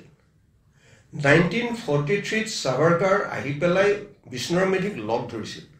তেতিয়া বিষ্ণুৰাম মেধি ৰেভিনিউ মিনিষ্টাৰ, যে আপোনালোকে ইনফিল্ট্ৰেশ্যনৰ ব্যৱস্থাটো অকণমান এটা হেৰি ব্যৱস্থা লওক, কঠোৰ ব্যৱস্থা লওক আপোনালোকে।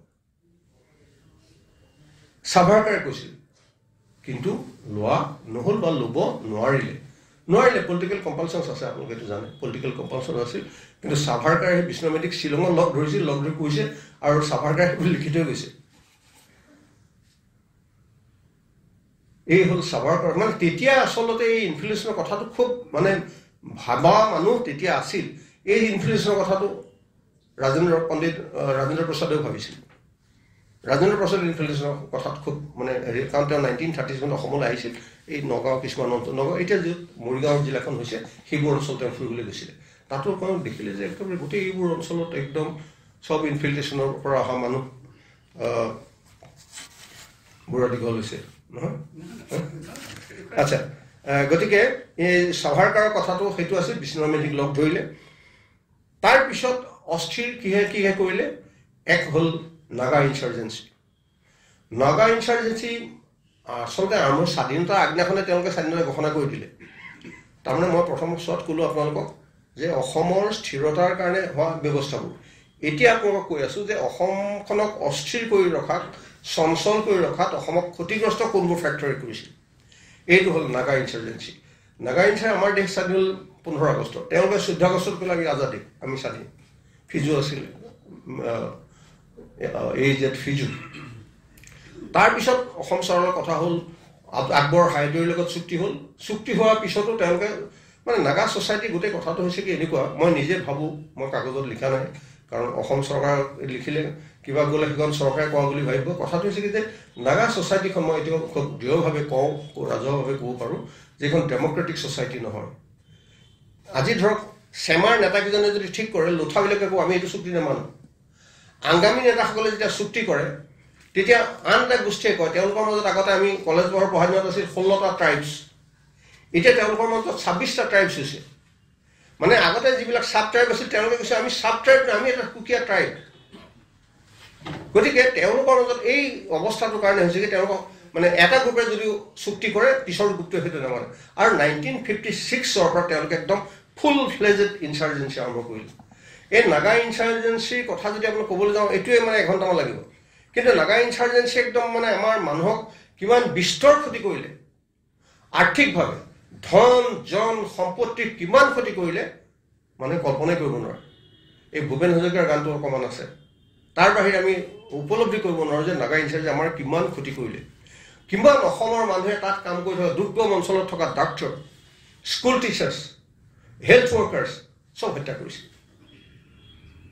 আৰু এই কথাটো গোলাঘাটৰ মানুহক সুধিলে গম পাব আপোনালোকে শিৱসাগৰৰ মানুহক সুধিলে গম পাব যোৰহাটৰ মানুহক সুধিলে গম পাব আমাৰ অন্য ঠাইৰ মানুহ কম গৈছিলে কিন্তু সেই ঠাইৰ মানুহবিলাকে গম পাইছে কিমান জন ধন জনৰ ক্ষতি হৈছিলে কিন্তু এতিয়া আমাৰ কৰিবলৈ উপায় নাই আন্তৰ্জাতিক কাৰণ নাগাবিলাকক মানুহে সমৰ্থন কৰিছিল তাৰপিছত আহিল মিজো ইনচাৰ্জেঞ্চি নাগালেণ্ডৰ ইনচাৰ্জেঞ্চি চলি আছে পিছ টক হৈছে আচলতে পিছ টকবিলাকত তেওঁলোকে দেউৰ বাইং টাইম যে ঠিক আছে অলপ আলোচনা কৰি থাকোঁ অলপ বন্ধুবাৰ অস্ত্ৰ প্ৰশস্ত্ৰ গোটাওঁ তাৰপিছত আৰম্ভ হ'ল মিজো ইনচাৰ্জেঞ্চি 1960 আচলতে 59ত তাত ক্ৰাইচিছ হৈছিলে ফুড ক্ৰাইচিছ হৈছিলে গতিকে ফুড ক্ৰাইচিছ হোৱাৰ কাৰণে তেওঁলোকে ক'লে যে মিজো নেশ্যনেল ফেমিন ফ্ৰণ্ট বুলি এটা অৰ্গেনাইজেশ্যন কৰিলে লালডেংগা কেৰাণী আছিল কোনোবা হেল্থ ডিপাৰ্টমেণ্টৰ Mizo national famine front MNFF তাৰপিছত যেতিয়া এইটোতো অলপ দিন থাকে এবছৰৰ ভিতৰত আকৌ অৱস্থা ভাল হয় পিছৰ বছৰ তেতিয়া দেখিলে নেতা হ'ব পাৰি ইয়াত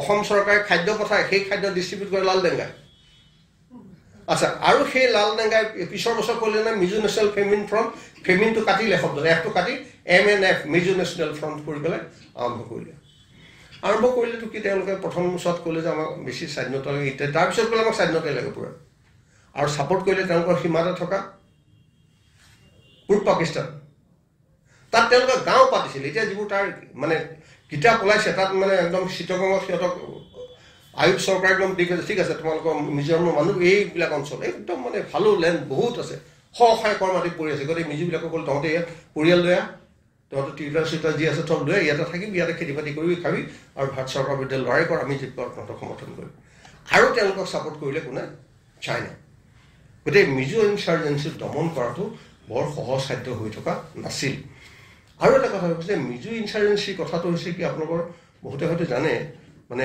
এটা সময়ত পুলিচে তেওঁক ধৰিছিলে তেওঁক আৰু তেওঁৰ যিজন ছেকেণ্ড লেফটেনেণ্ট আলি বিমলা চলিহাৰ ওচৰলৈ লৈ আহিলে তেতিয়া বিমলা চলিহাক ক'লে যে হেৰি চলিহা বাবু আমাৰ ভুল হৈছে আমাক সংশোধনৰ সুযোগ দিয়ক give us a time for correction Bimala Chaliha আপোনালোকে জানে গান্ধীয়ান মানুহ মনে প্ৰাণে গান্ধীয়ান দেই অপৰচুনিটিৰ কাৰণে সুবিধাৰ কাৰণে গান্ধীয়ান নহয় সেই ভেলুজ গোটাই ৰাখিছে ঠিক আছে তেওঁলোকতো মোৰ বিদেশৰ মানুহ নহয় গতিকে পুলিচক ক'লে যে তাক এৰেষ্ট কৰিব নালাগে তেওঁ ক'লে যে মোক এমাহমান দিয়ক মই আমাৰ পাৰ্টি কেডাৰবিলাকক অৰ্গেনাইজ কৰিম কৰি পেলাই আমি অস্ত্ৰ সম্বৰণ কৰিম আমি আৰু যুদ্ধ নকৰোঁ কিন্তু গৈ পাই পিছদিনাখন তাক পাকিস্তানলৈ গুচি গ'ল তাৰ কাৰণে চলিহা পুলিচ অফিচাৰবিলাকে বেয়া পাইছিল পুলিচ অফিচাৰবিলাকে খুব কাঢ়া নোট লিখিছে যে এইটো চলিহাই আমাকো নুসুধিলে চলিহাই পুলিচ ডিপাৰ্টমেণ্টৰ এনেই সাধাৰণতে এইবোৰ অলপ প্ৰট'কল মতে পুলিচৰ অপিনিয়নটো ল'ব লাগিছিল যে আমি এওঁলোক যে যাব খুজিছে এৰি দিব খুজিছে দিওঁ কি হ'ব পাৰে পুলিচে নিদিলে কিন্তু দিলে আৰু প্ৰতিদানত সেইটো হ'ল তাৰপিছত আন্দোলন হ'ল হৈ 1986ত এইটো সামৰণি মাৰিলে তাৰ এটা কাৰণ হ'ল কাৰণ তাৰপিছত তেওঁলোকৰ ছাপ্লাইটো কম হৈ আহিল সেইকাৰণে তেওঁলোকে মিজো ইনচাৰ্জেঞ্চিটো ছাষ্টেইন নকৰিলে সেইটো 1960 পৰা 86 ঘটে কিন্তু আটাইতকৈ মানে বেছি ঘটনা হৈছিলে 80s মানলৈকে 75 76 এইটো সময়ত মানে ইভেন তাত পিল্লাই যে IAS অফিচাৰক এই লুংলেৰ SDS তেওঁক লৈ গৈ পেলাই মানে হেৰিয়াত ৰাখিছিলে টৰ্চাৰ কৰিছিল ইষ্ট পাকিস্তানত ৰাখিছিল পিছত ৰিলিজ হ'ল বহুত ডিপ্ল'মেটিক প্ৰেছাৰৰ কাৰণে ইত্যাদি তাৰপিছত আৰু এটা অসমৰ কাৰণে অসম চৰকাৰৰ কাৰণে প্ৰত্যাহ্বানৰ কথা আহিল 1962 চীনৰ আক্ৰমণৰ কথা কম বেছি পৰিমাণে আপোনালোকে জানে আচলতে তেওঁলোকৰ লগত আমাৰ বিৰোধ সেই বিষয়ে একদম খুব গভৰ্ণমেণ্ট অফ ইণ্ডিয়া আৰু চাইনাৰ গভৰ্ণমেণ্টে 1956 পৰা অতি খুব গভীৰ পৰ্যায়ত উচ্চ পৰ্যায়ত আলোচনা কৰি আছিল যে সমস্যাটো কেনেকৈ সমাধান কৰিব পাৰি গিভ এণ্ড টেক কেনেকৈ লৈ হ'ব পাৰি হ'ব আপোচটো কৰিব লাগিব আমি আপোচ কৰিব লাগিব হ'ল কিন্তু আল্টিমেটলি আপোচ নহ'ল আৰু তেওঁলোকে ভাৰত চৰকাৰে কেতিয়াও অনুমান কৰিব পৰা নাছিল অন্তত নেহেৰু অনুমান কৰিব পৰা নাছিল আৰু নেহেৰু সেই সময়ত মানে অন্তত আৰ্মিৰ যিটো কমাণ্ড আছিল সেই কমাণ্ডৰ ক্ষেত্ৰত নেহেৰু বিচাৰৰ ফলত হয়তো তাৰতম্য হৈছিল ভুল হৈছিল বুলি মই ভাবোঁ আৰু নেহেৰু এক প্ৰকাৰ বিশ্বাসঘাতকতা কৰি পেলাই চীনে ভাৰত আক্ৰমণ কৰিলে আৰু বাকী পৰ্বখিনি আপোনালোকে জানে কিন্তু এই যে ভাৰত আক্ৰমণ কৰিলে আটাইতকৈ তেতিয়া সংকটত পৰিছিল অসমৰ মানুহখিনি আৰু অসমৰ মানুহৰ মনত এটা ডাঙৰ মনস্তাত্ত্বিক আঘাত পাইছিল সেই সময়ৰ কংগ্ৰেছ নেতা কেইজনমানে তেওঁলোকে ভাৰত চৰকাৰৰ যিখন নেতা আহিছিল তেওঁলোকক খুব কাঢ়াভাৱে কৈছিল যে আপোনালোকে যদি আমাক সুৰক্ষিত কৰিব নোৱাৰে আপোনালোকে আগতে নক'লে কিয় আমি এই সুৰক্ষাৰ ব্যৱস্থা কৰিলেহেঁতেন আৰু সেই প্ৰটেষ্ট ডেট ৱাজ লিড বাই দেৱেশ্বৰ শৰ্মা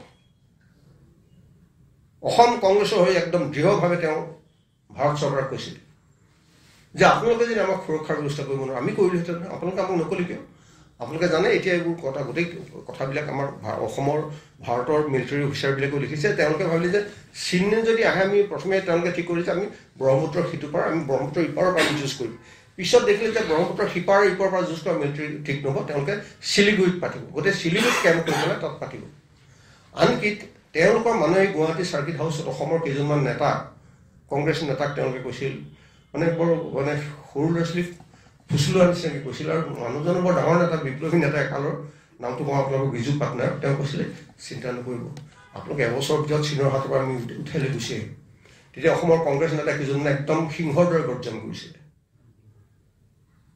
যে বিজু পাটনায়ক আপোনাৰ ইমান বিপ্লৱী অতীত আছে আপুনি এইটো কথা কয় যে আমাক প্ৰথমে এবছৰ চীনৰ তলত থাকিম তাৰ পৰা আপুনি উদ্ধাৰ কৰিব এতিয়া যুঁজ কৰোঁ এতিয়া নকয় কিয় যে আমিও আহি যুঁজ কৰিম আপোনালোকৰ লগত সেই বুলি আপোনালোকৰ পৰা আশা কৰিছিলোঁ গতিকে সেই সময়ত অসমীয়া মানুহে ডাঙৰ মনস্তাত্ত্বিক আঘাত পাইছিল অসম চৰকাৰে সেই সময়ত কৰিবলগা একো নাছিল অসম চৰকাৰে কৰিবলগা একো নাছিলে কিন্তু সেইটো ইমান ডাঙৰ কথা আছিল যে এতিয়া জৱাহৰলাল নেহৰুৰ যিখন খুব মানে কম্পিটেণ্ট বায়'গ্ৰাফি এছ গোপালে লিখা তাত এই কথাটো লিখিছে আচলতে তেওঁ ধাৰ কৰিছে YS গুণ্ডেভিয়া বুলি জনা ICS অফিচাৰ তেওঁ এখন কিতাপ আছে আউটছাইড দি আৰ্কাইভছ অৰ্থাৎ মানুহে কিতাপ লিখিলে আৰ্কাইভৰ পৰাহে লয় গতিকে আৰ্কাইভৰ সহায় নলগে তেওঁ স্মৃতিৰ পৰা তেওঁ কিতাপখন লিখিছে আউটছাইড দি আৰ্কাইভছ তাত তেওঁ এটা ঘটনা লিখিছে যে চাইনিজ এগ্ৰেশ্যনৰ ফলত নেহেৰু গোটেই হৃদয় মানে মানুহটো দেহা আৰু মন ভাগি পৰিছিল তেওঁ মানসিক সন্তুলন হেৰুৱাই পেলাইছিল তেওঁ এটা কথা বৰ্ণনা দিছে যে এদিন তেওঁ কেইবাজন ছিনিয়ৰ অফিচাৰ বহি আছে লিখিতভাৱে যে তেওঁ বায়'গ্ৰাফি যিখন অফিচিয়েল ডাঙৰ বায়'গ্ৰাফি গোটেই পৃথিৱীত চলিছে সেই বায়'গ্ৰাফিত এছ গোপালে সত্যটো গোপন কৰা নাই কাৰণ নেহেৰু বহি আছিলে হঠাৎ নেহেৰু ওলাই গ'ল হাতত এই এডাল হাফ ষ্টিক এডাল থাকে না থাকি বাৰান্দাত একদম মানুহে আমি যেতিয়া খং উঠিলে কওঁ তই আমুকৰ পুতেক চাই লওঁ তোক আমুক তমুক গতিকে মানে হি লষ্ট হিমছেল্ফ মানে নেহেৰুৰ ওপৰত কেনেকুৱা এটা মানসিক চাপ পৰিছিল এনেকুৱা মানসিক চাপ পৰিছিল যে নেহেৰুৱে নিজৰ মানে যিটো ব্যক্তিত্বৰ নিজৰ যিটো স্থিৰতা মানসিক স্থিৰতা সেই সন্তুলনতে হেৰুৱাই পেলাইছিল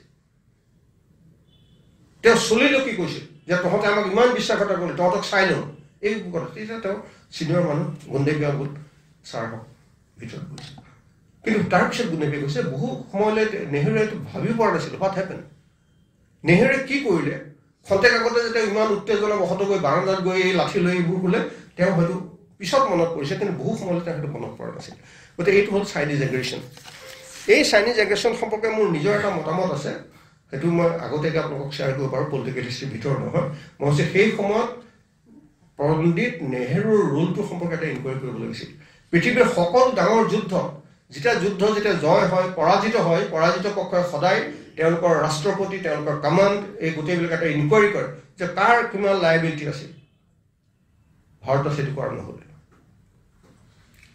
মই ভাবোঁ যে এইটো সেই সময়ত এটা তদন্ত হ'ব লাগিছিল নহ'লে আজি আমি যে যিবোৰ কথাই আমাক ৰেংকল কৰি থাকে মনত আঘাত দি থাকে এই কথাবোৰ নহ'লহেঁতেন এই যে তেওঁৰ যিটো বাক্য যে মাই হাৰ্ট গোজ সেইটো বহুত ধৰণে ইণ্টাৰপ্ৰিট কৰিছে কিন্তু মই বিশেষকৈ এজন মানে মানুহৰ ইণ্টাৰপ্ৰিটেশ্যনটো মই বৰ মূল্যহীন বুলি নাভাবোঁ কাৰণ তেওঁ জৱাহৰলাল নেহৰুৰ জীৱনী লিখিছে সতীশ কাকতি তেওঁ নেহৰুৰ পৰম ভক্ত কিন্তু সতীশ কাকতিও লিখিছে যে নেহৰুৱে সেই কথা তেনেকৈ আমাক কোৱাটো ভুল হৈছে আৰু এজন খুব বিশিষ্ট ভাৰতীয় সন্তান মানেকশ্বই যেতিয়া ৰেডিঅ'ত শুনিছে নেহৰুৱে কৈছে মানেকশ্ব ৰিপৰ্টেডলি ৱাজ ভেৰি আপছেট যে নেহৰুৰ কথাত ক'ব নালাগিছিল ঠিক আছে চাইনিজ এগ্ৰেশ্যনৰ কথাটো সামৰিছোঁ তাৰপিছত আহিল ইণ্ডো পাক ৱাৰ 1965 আমি ইণ্ডো পাক ৱাৰখন পশ্চিম ভাৰতত হৈছিল পশ্চিম ফালে হৈছিল কিন্তু তাৰ ইম্পেক্টটো অসমৰ ওপৰত পৰিছিল কিয় সেই সময়তে মানে এটা হিন্দু পূব পাকিস্তানৰ মানুহৰ পৰা প্ৰেছাৰ আহিছিলে সেইটো আপোনালোকে হিৰণ্য কুমাৰ ভট্টাচাৰ্য তেতিয়া পুলিচ চাকৰিত আছিল তেতিয়া তেওঁ সেই কাহিনীখিনি লিখিছে তেতিয়া মানে এনেকুৱা অত্যাচাৰ হৈছিল এটা কিছু মানুহ থাকিলেই এই বাসুগাঁও চালাগাটি সেইটো অঞ্চলত আৰু এটা একেবাৰে আপোনালোকৰ ওচৰতে ছয়গাঁৱৰ ওচৰত এখন গাঁও আছে বামুণীজান ছয়গাঁৱৰ এগৰাকী অধ্যাপিকা মেডাম আছিলে বামুণীগাঁও সেই বামুণীগাঁৱৰ যিটো কাহিনী আপোনাক আচৰিত দিব তাত যিবোৰ মানুহ আহিছিল কেম্পটো nobody was related to none মই যে আহিছোঁ মোৰ মা দেউতা কোনো নাই আপুনি যে আহিছে আপোনাৰ হাত নাই ভৰি নাই আৰু কোনো নাই সেই তেনেকুৱা মানুহখিনি সেই অনুষ্ঠানটো পাতিলে সেই মানুহবিলাকক তাত ৰাখিছিল আৰু তেওঁলোকক বাহিৰৰ মানুহৰ লগত বহুত দিনলৈ কণ্টেক্ট কৰিবলৈ দিয়া নাছিল তাতে স্কুল পাতিলে তাৰ পৰা ওলোৱা এজন বিষয়াক মই লগ পাইছিলোঁ মোৰ নিজৰ ৰিচাৰ্চৰ কাৰণে তেতিয়া তেওঁ মোক ক'লে দাদা মই চব পাহৰি গৈছোঁ সেইটো আমাৰ এটা খুব মানে দুখজনক গতিত আমি পাহৰি গৈছোঁ আনকি মই মোৰ স্ত্ৰীক ল'ৰাটো বাদেই দিওঁ মই মোৰ স্ত্ৰীকো কোৱা নাই যে মই তেনেকুৱা উদ্বাস্তু পৰিয়ালৰ আৰু সেই বামুণীজানত থকা কেম্পৰ মই সন্তান এই কথাটো মোৰ স্ত্ৰীকো কোৱা নাই গতিকে তেওঁ মোৰ লগত একো শ্বেয়াৰ নকৰিলে কিন্তু মই কথাটো কৈছোঁ কিমান ট্ৰেজিক এক্সপিৰিয়েঞ্চৰ মাজেদি এই মানুহবোৰ তালৈ আহিছিলে গতিকে ইণ্ডো পাক ৱাৰ এইটো আমাৰ কাৰণে এটা ঠিক দূৰৰ ৰিং নহয় বহুত দূৰত থকা বস্তু নহয় আমাক গাত চুইছিল আমাক স্পৰ্শ কৰিছিল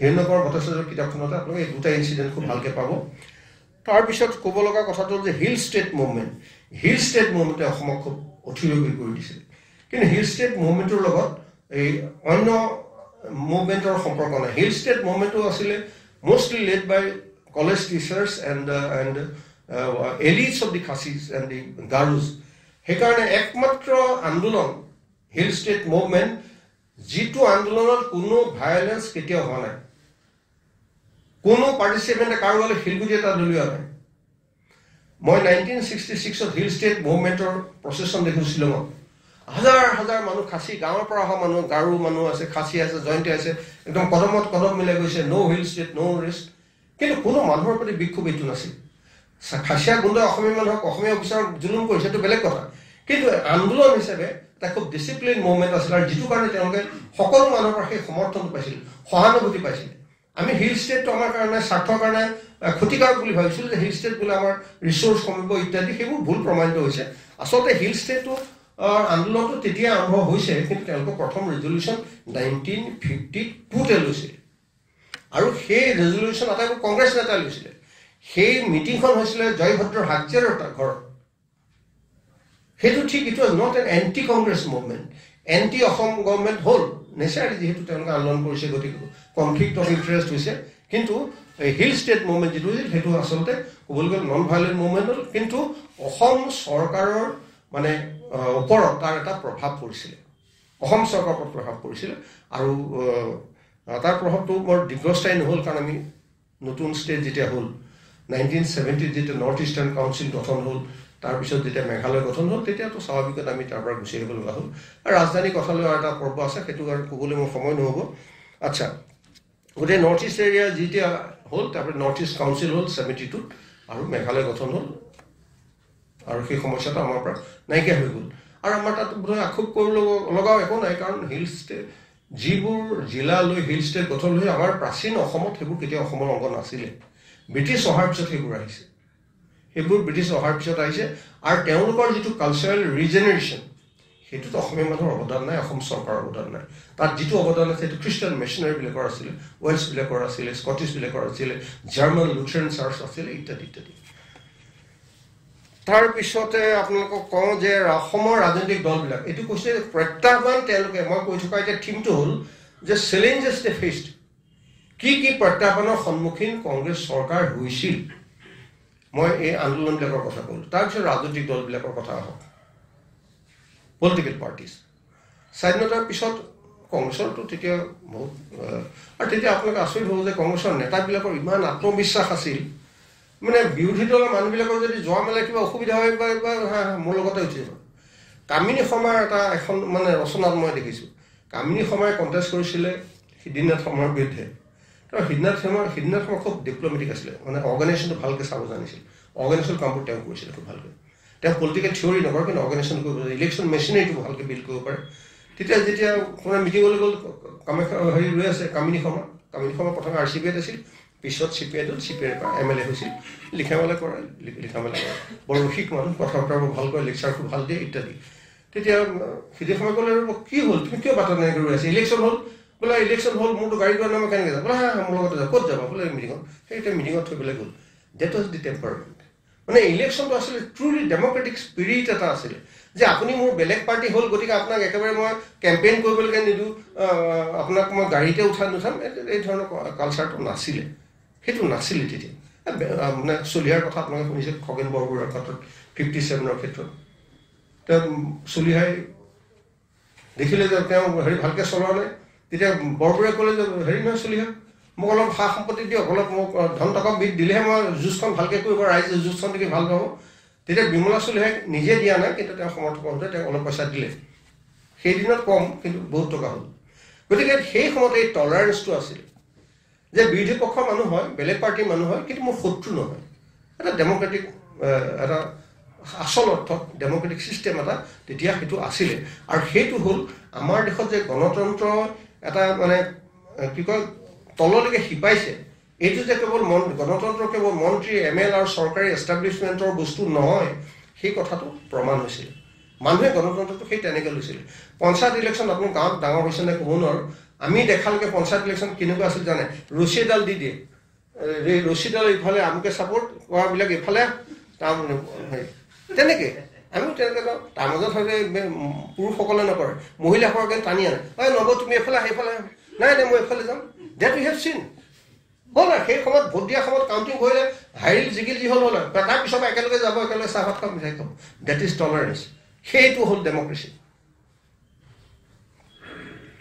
পলিটিকেল পাৰ্টিৰ কথা কওঁ তেতিয়া মানে আচলতে অল ইণ্ডিয়া পাৰ্টি হিচাপে কমিউনিষ্ট পাৰ্টি যিটো CPI তেওঁলোকে এটা ডাঙৰ প্ৰত্যাহ্বান প্ৰথমে আনিছিলে তাৰ আগতে RCPI আনিছিল কিন্তু RCPI গোটেই বস্তু আছিল লোকেলাইজড আৰু RCPI প্ৰথমবাৰ কিছুমান ক্ৰাইম কৰাৰ কাৰণে তেওঁলোক অলপ জনবিচ্ছিন্ন হৈছিল খুব সোনকালে কিন্তু এতিয়া RCPI এখন কিতাপ ওলাইছে খুব অলপতে সুশান্ত দত্তই লিখিছে বিপ্লৱৰ স্বপ্ন আপোনালোকে কিতাপখন পালে এবাৰ চকু ফুৰাই চাব 1938ৰ পৰা 1955লৈকে তাৰ কথাখিনি আছে আচলতে অসমত কমিউনিজমৰ ধাৰণটো আনিছিলে RCPI তেতিয়া কমিউনিষ্ট লীগ আছিলে তাৰপিছতহে RCPI হৈছে ইত্যাদি গতিকে তেওঁলোকে আনিছিল কিন্তু এটা খুব ব্ৰড বেছড অৰ্গেনাইজেশ্যন CPI গঢ়ি তুলিলে গতিকে CPI তেতিয়া আৰম্ভ কৰিলে তেতিয়া এটা CPIৰ এটা নেতৃত্বত আমি এই স্বাধীনতা যুঁজ হয় বুলি যে ক'লে এই স্বাধীনতা হোৱা গতিকে আমি তেওঁলোকৰ পাৰ্টি যি নতুন কংগ্ৰেছত যে এতিয়া আমি উইথ ভায়োলেন্স বা এপ্লিকেশ্যন অফ ফ'ৰ্চ আমি কংগ্ৰেছক আঁতৰ কৰিব লাগিব আৰু তেতিয়া সেই লাইন্সৰ যিজন মানে মূল প্ৰস্তাৱক আছিল PT ৰামদেৱে সেইটো লাইন ল'লে লৈ পেলাই তেওঁলোকে ডাঙৰ কাম কৰিলে তাৰ ওপৰত এটেম্প ল'লে ৱেষ্ট বেংগলত তেওঁলোকে এটেম্প ল'লে বিধান চন্দ্ৰ ৰয় এদিন বিধান চন্দ্ৰ ৰয় ঢাকুৰীয়া এটা ৰেল ক্ৰছিং আছে ঢাকুৰীয়া তাৰ ওচৰতে এতিয়া খুব মানে যাদৱপুৰ ইউনিভাৰ্চিটিৰ ওচৰত আহি থাকোঁতে গুলি মাৰিলে সেই যেতিয়া তেওঁক আক্ৰমণ কৰিলে চিফ মিনিষ্টাৰক আক্ৰমণ কৰিলে তেতিয়া চৰ্দাৰ পেটেল নিজে তেতিয়া deputy prime minister and home minister দিল্লীৰ পৰা আহি কলিকতা ময়দানত মিটিং কৰিছে যে এইৰকম বিপ্লৱ কৰিবলৈ আমি নিদিম আৰু তাৰ কেইদিনমানৰ পিছতে তেতিয়া কিৰণ শংকৰ ৰয় আছিলে তাৰ হোম মিনিষ্টাৰ, তাৰ অলপ দিনৰ পিছত তেওঁ ঢুকালে। খুব খামিজাত মানুহ, ভাল লয়াৰ আছিলে। কিৰণ শংকৰে কমিউনিষ্ট পাৰ্টি বেন কৰিলে। কিন্তু অসমত CPI ৱাজ নেভাৰ বেন। মানুহে ক'ৰবাত লিখে, এইটো একদম ভুল কথা এটা, আপোনালোকে একদম সেইটো কেতিয়াও মানে CPI কেতিয়াও বেন কৰা নাছিলে। কিন্তু CPI অসমত সেই তেনেকুৱা এটা আচৰিত কাণ্ড কৰিলে হেৰিয়াত নালিয়াপুলত। নালিয়াপুলৰ কথা আপোনালোকে হয়তো জানে। নালিয়াপুলৰ কথা আপোনালোকে জানে 1949-ৰ 16-17 জুলাইত IPT তাত কনফাৰেঞ্চ হৈছিলে। কনফাৰেঞ্চ হোৱাৰ পিছত তাত আগদিনাখন অলপ ঠেলা হেঁচা হ'ল। সেইটো তদন্ত কৰিবলৈ গ'ল গোবিন্দ দাস বুলি তাৰ যিজন লোকেল দাৰোগা, তেওঁ গুৱাহাটীৰ মানুহ, গল্প লিখক দেৱব্ৰত দাসৰ দেউতাক গোবিন্দ দাস তদন্ত কৰিবলৈ গৈছিল। তেতিয়া মানে তেওঁ গোবিন্দ দাসক ৰাস্তাৰ পৰা একদম অলমষ্ট হি ৱাজ ড্ৰেগড আৰু এই লেট্ৰিন পিটত পুতি পেলালে। ইমান দিনে কথাটো আমি এনেকৈ জনা নাছিল। কিন্তু এইটো যিটো মেডিকেল ৰিপৰ্ট ওলাল নীলমণি চান্দেকাৰ কিতাপত, আপোনালোকে খুব ভালকৈ পঢ়িবলৈ পাব যে তাত he was buried while he was still alive. এইটো হ'ল নালিয়াপুলৰ ঘটনা। যিটো কাৰণে নালিয়াপুলৰ ঘটনা আপোনালোকে চাব যে কোনো CPI নেতাই নালিয়াপুলৰ ঘটনাক কেতিয়াও মানে বৰ ডাঙৰ কাম কৰিছিল বুলি কোনো লিখা নাই। কাৰণ তেতিয়া এটা পাব্লিক মেমৰিত এইটো এটা খুব মানে হেৰি হৈছিলে, এটা খুব ৰিজেণ্টমেণ্ট হৈছিলে, যিটো বৰ ভাল কাম নহ'লে।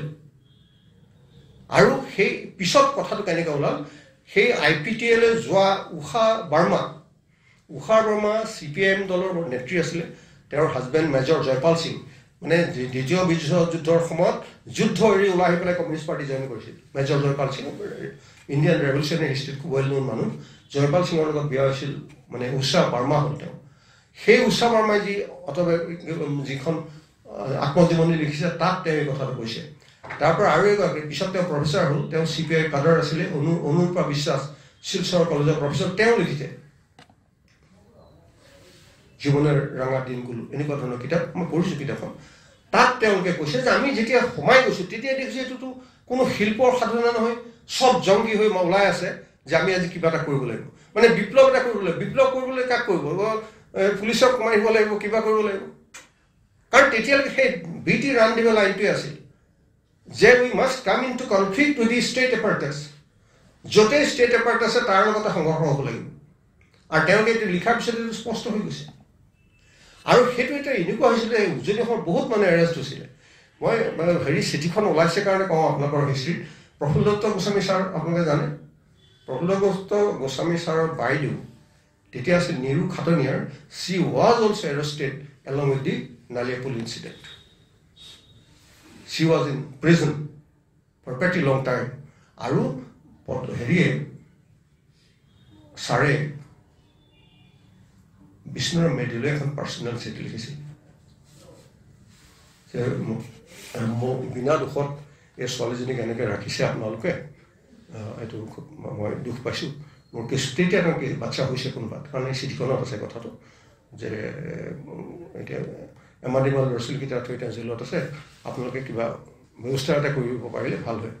তাৰপিছত হেৰি হৈছিলে, বিচাৰ হ'ল, বহুত প্ৰায় 500 মান মানুহক ট্ৰায়েল কৰিছিলে সেইটো কেছত। আৰু তেতিয়া অসমৰ হেৰি আছিল, বেংগলৰ পৰা আহিছিল ইত্যাদি ইত্যাদি। আৰু তেতিয়া মানে IPTৰ সভাপতি আছিলে জ্যোতিপ্ৰসাদ আগৰৱালা। জ্যোতিপ্ৰসাদ আগৰৱালা মন কৰিব, IPTৰ সেই কনফাৰেঞ্চবোৰলৈকে যোৱা নাছিল। তেওঁ আগৰ বছৰ হৈছিলে, পিছৰ বছৰ হৈছিলে। নয়ন পাটগিৰি আছে, তেওঁ IPTৰ 75 years এখন কিতাপ লিখিছে, তাতো মই চাইছোঁ, নাই তেওঁ অহা নাছিল। কিন্তু মই দেখিছোঁ যে জ্যোতিপ্ৰসাদ তেতিয়া নালিয়াপুলৰ কথাটো প্ৰতিবাদ কৰিছিল। প্ৰতিবাদ কৰাটো খুব স্বাভাৱিক, কংগ্ৰেছ মানুহৰ প্ৰতিবাদ কৰিলেহেঁতেন। কিন্তু জ্যোতিপ্ৰসাদ আগৰৱালাৰ মনত এটা খুব গভীৰ পৰ্যায়ৰ সংঘাত হৈছিল, মই মোৰ বিশ্বাস কৰোঁ। আৰু মই ভাবোঁ যে নালিয়াপুলৰ ঘটনাত তেওঁ বেছিদিন সেই পলিটিকেল যিটো অৱস্থান, পজিশ্যন, সেই পজিশ্যনটো লৈ থকা নাছিল। তাৰ প্ৰমাণ পোৱা গ'ল, তাৰ দুমাহৰ পিছত তেওঁ এটা কবিতা লিখিছিল, গান লিখিছিল।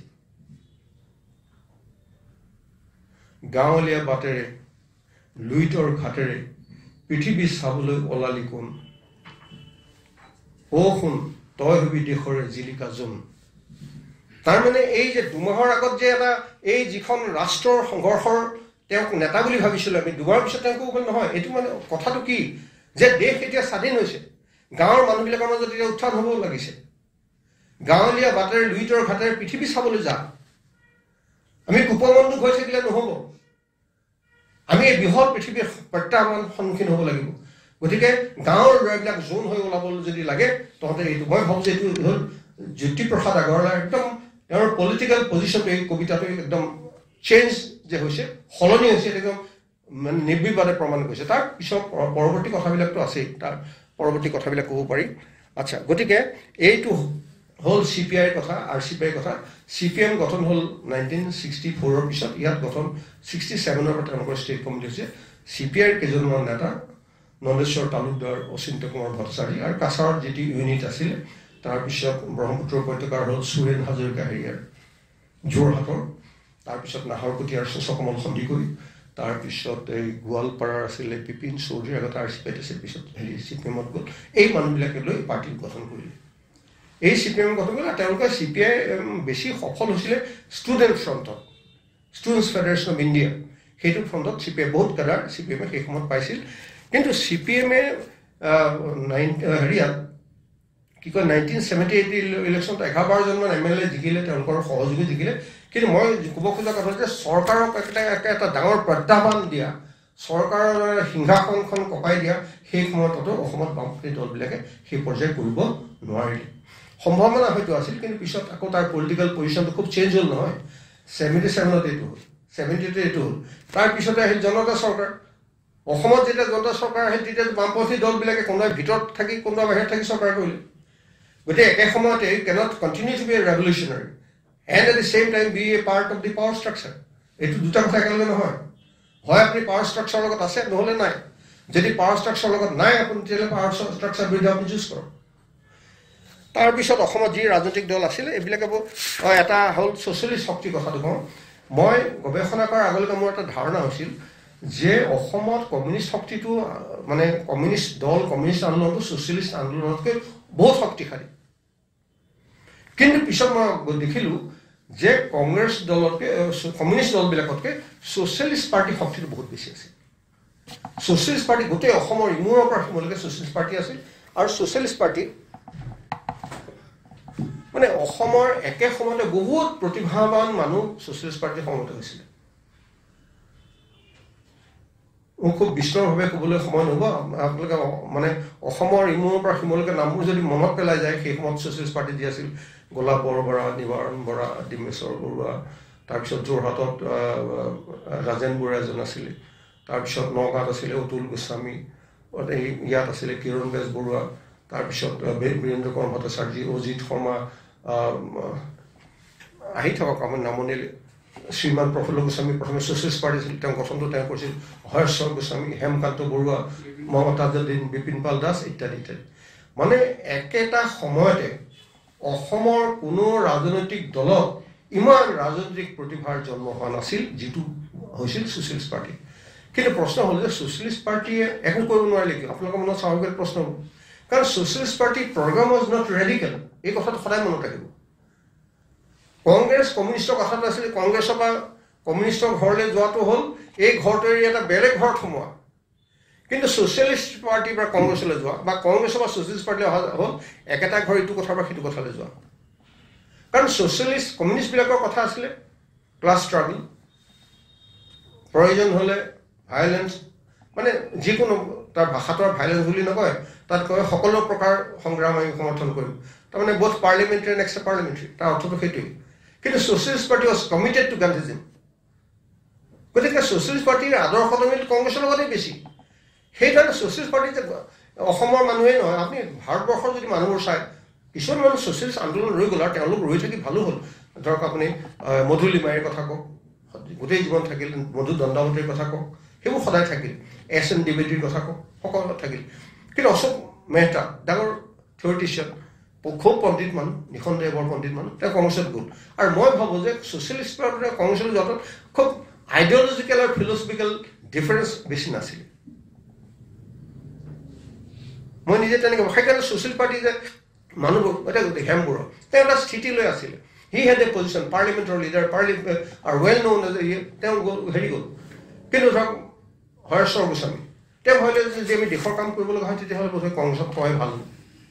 এই যে আমি কেতিয়াবা হয়তো সমালোচনা যে তেওঁ পাৱাৰ কাৰণে যোৱা নহয়, তেওঁলোকৰ ৰাজনীতি তেওঁলোকে ভাবিলে যে আমাৰ অৱস্থান যিটো ফিলচফিকেল অৱস্থান, যিটো দাৰ্শনিক অৱস্থান, ৰাজনৈতিক অৱস্থান, সেইটো কংগ্ৰেছতকৈ বৰ বেলেগ একো নহয়। কিন্তু যদি ৰাম মনোহৰ লোহিয়া আজিলৈকে থাকিলে আৰু অন্তত 30 বছৰ থাকিলে তেতিয়া অসমৰ ৰাজনীতি, ভাৰতৰ ৰাজনীতি বেলেগ হ'লহেঁতেন। কাৰণ ছ'চিয়েলিষ্ট পাৰ্টিৰ ভিতৰত একমাত্ৰ ৰাম মনোহৰ লোহিয়াই অসমৰ বা ভাৰতৰ ৰাজনীতিত কাষ্টৰ ইম্পৰ্টেঞ্চটো কি, কাষ্ট বৰ্ণ একমাত্ৰ লিডাৰ। বাকীবিলাকে মানে নেহৰুৰ দিনতো কাষ্টৰ কথা কোৱাটো এইটো মানে এটা এইটো অস্পৃশ্য আৰু কাষ্টৰ কথা কয় আজিৰ দিনত গণতন্ত্ৰ হৈছে আমুক হৈছে তামুক হৈছে, কিন্তু লোহিয়াই কৈছে নহয়, caste is a reality, it is as much a reality as class. আৰু এতিয়া বহুত দিন আপুনি আৰ্যভট্টৰ মেপখন মনত পেলাওক, আৰ্যভট্টৰ ৰাজনৈতিক দলবিলাক মনত পেলাওক, তেওঁলোকৰ পাৱাৰ বেছবিলাক চাওক, তেতিয়া গম পাব লোহিয়া ৱাজ কাৰেক্ট। কাষ্ট নিৰ্মূল হোৱা নাই। মহাৰাষ্ট্ৰৰ নিচিনা একেবাৰে এডভান্স ষ্টেট এখন তাতো কাষ্ট, কেৰালাৰ নিচিনা এডভান্স ষ্টেট তাতো কাষ্ট। উইলিয়াম জেফ্ৰি বুলি এজন মানে কেৰালাৰ সমাজতত্বৰ বিষয়ে কিতাপ লিখিছে, তাত তেওঁলোকে দেখুৱাইছে যে এটা নিৰ্দিষ্ট সমষ্টিত যদি সেই মানুহজনক নিদিয়ে তাত তেওঁ জিকিব নোৱাৰে, কাৰণ তাত নায়ৰবোৰ নাইকিয়া। এটা মই কথা কৈছোঁ যে ইয়াত এই মানুহবিলাকহে আছে, গতিকে ইয়াত তেওঁলোকক দিব লাগিব। অসমতো তেনেকুৱা আছে, মই অসমতো আপোনালোকক আৰু ভালকৈ কৈ দিব পাৰোঁ কোন সমষ্টিত মানুহবোৰ জিকিছিল, কিয় জিকিছিল ইত্যাদি ইত্যাদি। গতিকে এই ছ'চিয়েলিষ্টবিলাকে, কিন্তু ছ'চিয়েলিষ্টবিলাকৰ কণ্ট্ৰিবিউশ্যন বিশেষকৈ এতিয়া জানে যে আপোনালোকে বহুত মানে ঘিলাধাৰী তাৰ বিপ্লৱ কৰিছিল, হেৰিয়াত চামগুৰিত কোৱামাৰী ৰিজাৰ্ভ, বিশ্বনাথ চাৰিআলি তেওঁলোকে বহুত দখল কৰিছিলে, নলবাৰীত দখল কৰিছিল মানে কৃষকক মাতি দিছিলে, সেইটো প্ৰয়োজন আছিলে। গতিকে ছ'চিয়েলিষ্ট পাৰ্টি আৰু ছ'চিয়েলিষ্ট পাৰ্টিৰ মানুহবিলাকৰ এটা কথা আছিল, কমিউনিষ্ট পাৰ্টিৰ মানুহবিলাকে পলিটিক্স কৰে আৰু একো নকৰে, কিন্তু ছ'চিয়েলিষ্ট পাৰ্টিৰ মানুহবিলাক আছিলে কি জানেনে, এটা মানে তেওঁলোকে সদায় অন্য কামবিলাক ৰাস পাতিব লাগে। ছ'চিয়েলিষ্ট পাৰ্টিৰ মানুহবোৰ থাকে, কাৰণ তেওঁলোকৰ লগত কংগ্ৰেছৰ মানুহৰ লগত একেলগে বহাত কোনো সংকট নাই নহয়। আৰু এই PSP ছ'চিয়েলিষ্ট পাৰ্টিৰ এটা বিশেষ ধৰণৰ মনস্তত্ব, এইটো বিশেষ ধৰণৰ মনস্তত্ব। আপোনালোকে ভৱেন শইকীয়াৰ যে গল্পটো আছে নহয়, এলান্ধু গল্পটো 1963 লিখা গল্পটো, সেই গল্পটো হ'ল অসমত যে সেই সময়ত মানুহবিলাকে দেশৰ কাৰণে কৰা মানুহবিলাকে কি কৰিছিলে, স্কুল পাতে, কলেজ পাতে। 1963-64 অসমৰ আটাইতকৈ ডেফিচিট কলেজবোৰ হৈছিলে, তাৰ কাৰণটো কি? কাৰণ দেৱকান্ত বৰুৱাৰ শিক্ষামন্ত্ৰী চবকে স্কুল পাতিবলৈ, চব স্কুল পাত, অসমীয়া ভাষাত স্কুল পাতিব লাগিব, আৰু স্কুলৰ চব গ্ৰাণ্ট দি মই এটা লাইব্ৰেৰী দিম। এতিয়াতো তাৰ কিমান গুৰুত্বপূৰ্ণ আছিল, এই যে স্কুলৰ লাইব্ৰেৰীটো কিমান গুৰুত্ব আছিল, এই সুনীল বৰুৱা, মই, আমাৰ নিচিনা মানুহবিলাকে জানো। সৰু ভগাচিকা এখন স্কুল, তাতে আলমিৰাত এখন কিতাপ থাকে, শনিবাৰে চাই কয় যে কিতাপখন লৈ যাওঁ পঢ়কে। আমি বহুত লেখকৰ নাম পিছত আমি ভালকৈ জানো, কিন্তু কিতাপখন আমি সেই তাত পাইছিলোঁ। গতিকে সেই সময়ত সেই এটা আন্দোলন চলিছিল। কলেজ পতা আন্দোলন হ'ল 63-64। এই যে স্কুলবিলাক হ'ল, ফিডাৰ স্কুল হ'ল, কলেজ ক'ত পাতিব, গতিকে কলেজবোৰ সেইটো সময়ত হ'ল। সেই তাৰ উদ্যোগটো কেনেকৈ লৈছিল মানুহবিলাকে, ভৱেন্দ্ৰনাথ শইকীয়াৰ এলান্ধু গল্পটো তাৰ এটা অকণমান চিটিকণি এটা দেখিবলৈ হ'ব। সেইটো এই মাটিৰ লগত সম্পৰ্ক থকাৰ কাৰণে এটা জানে কথাটো। 63 আমি চব চাওঁ, সেই সময়তে কলেজবিলাক নতুনকৈ হৈছে, মানে যিবোৰ আগতে পাতিলে 59-60 যিটো হ'ল তাৰপিছত এটা হঠাৎ কলেজ পতাৰ ধুম উঠিলে, চব ঠাইতে পাতিলে। তাৰপিছত আহিলে হিন্দু নেশ্যনেলিজিম। মই পলিটিকেল পাৰ্টিবিলাকৰ কথা কৈছোঁ, হিন্দু নেশ্যনেলিজমৰ কথা যেতিয়ালৈকে মই এই বিষয়টো অধ্যয়ন কৰা নাছিলোঁ, মোৰ খুব ধাৰণা, মই ভাবোঁতে আহিছিলে, পণ্ডিত মদন মোহন মালৱীয় আহিছিলে, আৰু এনেকৈ আমাৰ হৈছিলে। কিন্তু এতিয়া মই দেখিলোঁ যে হিন্দু নেশ্যনেলিষ্ট ফ'ৰ্চটো এটা খুব টেঞ্জিবল প্ৰেজেঞ্চ অসমত আছিল। Lala Lajpat Rai from Punjab, he visited Tarunram Phukan. Tarunram ফুকনে ক'লে যে এইটো হিন্দু মহাসভা এইবোৰ গঠন হ'ব লাগে, আমি হিন্দুসকলৰ স্বাৰ্থ ৰক্ষা কৰিবলৈ। তেওঁ আহিছিল, কিন্তু তেওঁ বৰ ডিজএপইণ্টেড হৈ গ'ল। আপোনালোকে জানে তৰুণৰাম ফুকন অলপ মেজাজ মানুহ আছিল, অলপ নবাবী টাইলত থাকি মেলি ভাল পায়, গতিকে মানে এনেকৈ গাঁৱত গৈ পাৰ্টি কৰা এই ধৰণৰ কথা তেওঁ নগ'ল। গতিকে লিখিছে, লালা লাজপত ৰায়ে লিখিছে, তেওঁৰ ৰচনাখনৰ নাম বোধহয় এনেকুৱা, ফ্ৰম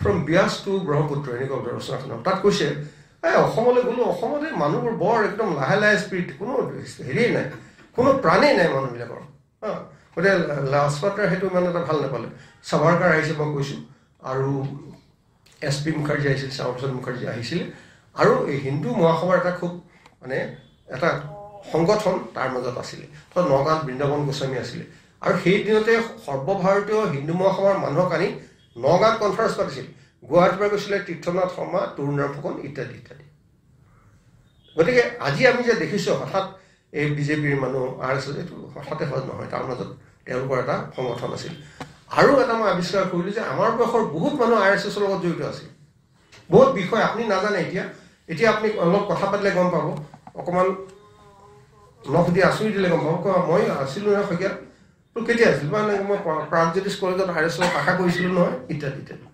তাৰমানে মই ক'ব খুজিছোঁ যে হিন্দু মহাসভা এতিয়া কোনোবা এজন ৰাজনৈতিক নেতা বা ৰাজনৈতিক এটা পাৰ্টিৰ সুযোগতে হোৱা নহয় অসমীয়া মানুহৰ মাজত তাৰ এটা প্ৰভাৱ আৰু অসমৰ যিকেইজন মানুহ এই হিন্দু মহাসভাৰ ৰাজনীতিৰ লগত জড়িত আছিল তেওঁলোকৰ সামাজিক অৱস্থানটো খুব ভাল আছিল তেওঁলোকৰ ভাৱমূৰ্তি সমাজত ভাল আছিল বেণুধৰ শৰ্মা হিষ্টৰিয়ান হিচাপে ভাল কিন্তু বেণুধৰ শৰ্মা হিন্দু মহাসভাৰ লগত জড়িত আছিল হিন্দু সভা মিটিঙত তেওঁ প্ৰিজাইড কৰিছিল যোৰহাটত যেতিয়া কনফাৰেন্স হ'ল তেওঁ তেতিয়া গৈছিল নলিনী বালা দেৱী তেওঁলোক তাৰ লগত জড়িত হৈছিলে আনকি তেতিয়া আজিকালি যে আমি দেখিছোঁ এই যে বনবাসী কল্যাণ সমিতি আপোনালোকে জানেনে বনবাসী কল্যাণ সমিতিটো হ'ল বিজেপি বা হিন্দু ৰাষ্ট্ৰবাদীসকলে বনবাসী মানুহবিলাকক অৰ্থাৎ আদিবাসী মানুহবিলাকক আনিবলৈ যত্ন কৰিছে মই বুলিতো নতুন কাৰ্যসূচী নতুন এই ধৰণৰ হেৰি কিতাপ ওলাইছে ধেৰ ওলাইছে বেংগলৰ এজন স্কলাৰে কিতাপ লিখিছে অয়ন কুণ্ডু তেওঁ কিতাপখনত পঢ়ি বহুত ভালকৈ বুজি পালে কথাটো কিন্তু এইটোতো হঠাৎ হোৱা নহয় এই যে যোৰহাটত যিখন অধিৱেশন হৈছিল হিন্দু মহাসভাৰ ভাৰতৰ 4টা বিষয়ৰ মানুহ আহিছিল নলিনীবালা দেৱী গৈছিলে সুৰবৰা বৰদলৈ গৈছিলে আৰু কোনোবা গৈছিল আৰু কোন গৈছিল বাৰু জানেনে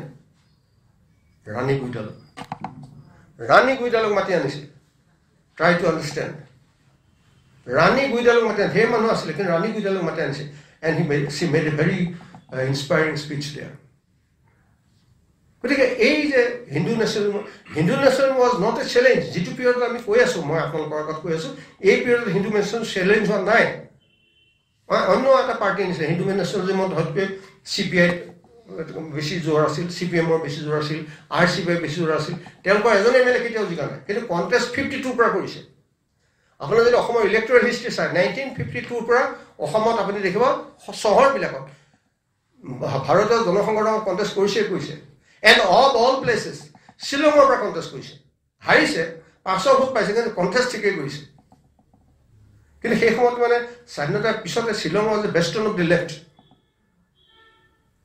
তেতিয়া কিন্তু তাৰ মাজত তেওঁলোকে লেফ্ট থকা স্বত্তেও তেওঁলোকে সেই সংগঠনটো কৰিছিল তাৰপিছত আৰু সৰু সুৰা পাৰ্টি অসমত সব হৈছিলে স্বতন্ত্ৰ পাৰ্টি হৈছিলে স্বতন্ত্ৰ পাৰ্টিৰ নেতা আছিলে এই যে হেৰি ৰমেশ মোহন কুলি তেওঁ মানে আচলতে অসমত স্বতন্ত্ৰ পাৰ্টি গঠনৰ এটা খুব ইণ্টাৰেষ্টিং কাহিনী মানে কংগ্ৰেছ দলৰ মই নাম নকওঁ আপোনালোকক কংগ্ৰেছ দলৰ এজন নেতা তেওঁ মানে স্বতন্ত্ৰ পাৰ্টি গঠন 1959ত মানে যেতিয়া নেহৰুৱে ছ'চিয়েলিষ্টিক পেটাৰ্ণ অফ ছ'চাইটি বুলি ক'লে যে সমাজবাদী ধাৰাৰ চৰকাৰ হ'ব তেতিয়া এই মানুহবিলাকে ভাবিলে নহ'ব ৰাজাগোপালাচাৰী মিনু মাছানী ইত্যাদি তেওঁলোকৰ যে নহ'ব তাৰমানে এইটো নেহৰুৱে কালেক্টিভাইজেশ্যন কৰিব খুজিছে গতিকে আমি ছ'চিয়েলিষ্ট পাৰ্টি তেওঁলোকে প্ৰথমতে আৰম্ভ কৰিলে ফ'ৰাম অফ ফ্ৰী থিংকাৰ্ছ তেওঁলোকে কিতাপ বুকলেট উলিয়াই এই বুকলেটবিলাক ডিষ্ট্ৰিবিউট কৰে আৰু সেই তেনেকুৱা বুকলেট মই পাইছিলোঁ নগাঁৱৰ শুকদেৱ গোস্বামীৰ ঘৰত আচ্ছা একে সময়তে ইন্দিৰা গান্ধীৰ দিনৰ এজন খুব ইম্পৰ্টেণ্ট কংগ্ৰেছৰ নেতা তেওঁ মানুহ পঠিয়াই অসমত বেংগলত মানুহবিলাকক পঠিয়াইছে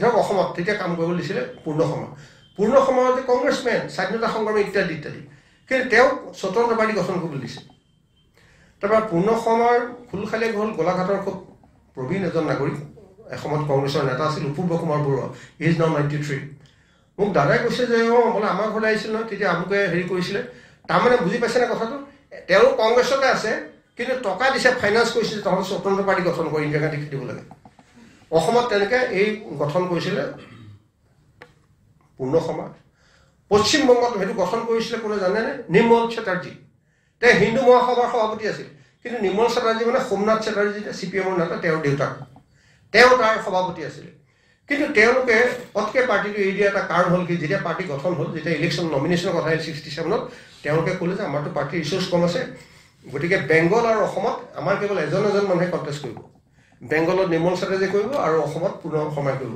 তেওঁলোক দুইজন পুৰণা ধৰণৰ মানুহ খঙত বোলে আমি কেলে অকলে কণ্টেষ্ট কৰিম আমি পাৰ্টি গঠন কৰিছোঁ পাৰ্টিয়ে কণ্টেষ্ট কৰিব কমেও আমাৰ 10-15টা চিট কণ্টেষ্ট কৰিব লাগে তেতিয়া চেণ্ট্ৰেল লিডাৰশ্বিপে ক'লে আমাৰ ৰিচোৰ্চ নাই গতিকে তোমালোকে দুজনেই কণ্টেষ্ট কৰিব তেতিয়া তেওঁলোক দুইজনে প্ৰতিবাদ কৰি ৰিজাইন দিলে তেতিয়া অসমত স্বতন্ত্ৰ পাৰ্টিৰ নেতৃত্ব ল'লে ৰমেশ মোহন কুলি আৰু তেওঁ কংগ্ৰেছ শেষলৈকে স্বতন্ত্ৰ পাৰ্টিত থাকিলে স্বতন্ত্ৰ পাৰ্টি একে সময়তে দুজনমান MLA হৈছিলে তাৰপিছত যেতিয়া স্বতন্ত্ৰ পাৰ্টিয়ে 68ত লোকদলত গ'ল তেতিয়া আৰু তেওঁ লোকদলত গ'ল তাৰপিছত জনতা হ'ল ইত্যাদি ইত্যাদি আচ্ছা তাৰ বাহিৰে অন্য পাৰ্টিবিলাক আছিলে RSP আছিলে অসমত RSP মানে সদায় ডেমক্ৰেটিক মুভমেণ্টৰ পাৰ্টনাৰ খুব বিশ্বস্ত পাৰ্টনাৰ আছিল অইল ৰিফাইনিং মুভমেণ্টৰ সহযোগিতা কৰিছে ভাষাৰ স্বীকৃতি আন্দোলন কৰিছে কিন্তু তেওঁলোকে কেতিয়াও এছেম্বলিলৈ মানুহ পঠাব পৰা নাছিল তেওঁলোকৰ লিডাৰজন আছে পৰেশ বৰুৱা কিন্তু অসমত এটা ৰাজনৈতিক দলে যদি তেওঁলোকৰ মানে অসমত পুৰণা হেৰি নাছিলে গঠন কৰিছিল সেইটো হ'ল SUCI socialist unity centre of India পশ্চিমবংগৰ চেণ্ট্ৰেল কমিটিৰ এজন মেম্বাৰ আছিলে তেওঁৰ নাম হ'ল লচিত ভট্টাচাৰ্যী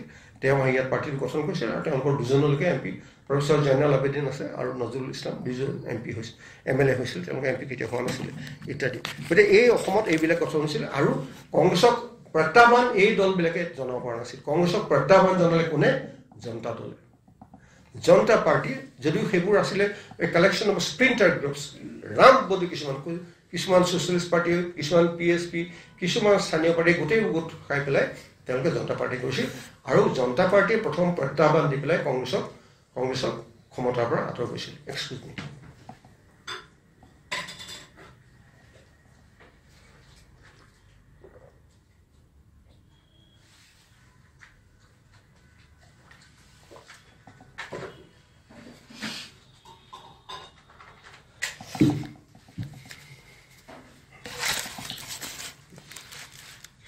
ম্যাদ উকলি গৈছে আচ্ছা এই ৰাজনৈতিক দলবিলাকৰ কথা ক'লোঁ আৰু এটা কথা হ'ল যে প্ৰত্যাহ্বান কি আহিলে অসম চৰকাৰক অস্বস্তিত পেলাইছিল এইকেইটা কথা এটা হ'ল অসমৰ ইণ্ডাষ্ট্ৰিয়েলাইজেশ্যন হোৱা নাছিলে মই বিষ্ণুৰ মেধিৰ দিনত দুটা কথা কৈছোঁ যেতিয়া অসমৰ মানুহে কয় যে ইণ্ডাষ্ট্ৰিয়েলাইজেশ্যন হ'ব লাগে কেন্দ্ৰই কয় ইণ্ডাষ্ট্ৰিয়েলাইজেশ্যন ইণ্ডাষ্ট্ৰিক পাতি কি অকণ যাব তোমালোকৰ কমিউনিকেশ্যন নাই যেতিয়া অসমৰ MPবিলাকে কমিউনিকেশ্যন ডেভেলপ কৰা ৰেল ডেভেলপ কৰা ৰোড ট্ৰান্সপৰ্ট ডেভেলপ কৰা ৱাটাৰ ট্ৰান্সপৰ্ট ডেভেলপ কৰা তেতিয়া কয় যে আমি এইবোৰ কৰি খৰচ কৰিলে কি হ'ব টকা কৰিব তোমালোকৰ ইণ্ডাষ্ট্ৰি নাই অৰ্থাৎ যেতিয়া আপুনি ইণ্ডাষ্ট্ৰি বিচাৰ কৰে তোমালোকৰ কমিউনিকেশ্যন নাই যেতিয়া আপুনি কমিউনিকেশ্যন বিচাৰ কৰে যে তোমালোকৰ ইণ্ডাষ্ট্ৰি নাই কোনে হ'ব এই মাইণ্ডছেটটো কেতিয়া চেঞ্জ হ'ল একজেক্টলি ডিউৰিং জনতা ৰুল 1977ত কেন্দ্ৰত যেতিয়া জনতা চৰকাৰ হ'ল তেতিয়া প্ৰথম এই কাগজৰ কল প্ৰতিষ্ঠা কৰিছিল জৰ্জ ফাৰ্ণাণ্ডেজ আহি পেলাই তাৰ আগলৈকে এনেকুৱা কোনো ডাঙৰ অনুষ্ঠান তেওঁলোকে নকৰিল ইণ্ডাষ্ট্ৰি গতিকে এইটো অসমত থকা যিবোৰ সাহসীয় দল কৰিছিল মানে লাৰ্জাৰ এণ্টিটিটোৰ লগত আছিল তেওঁলোক খুব অপ্ৰস্তুত হৈছিল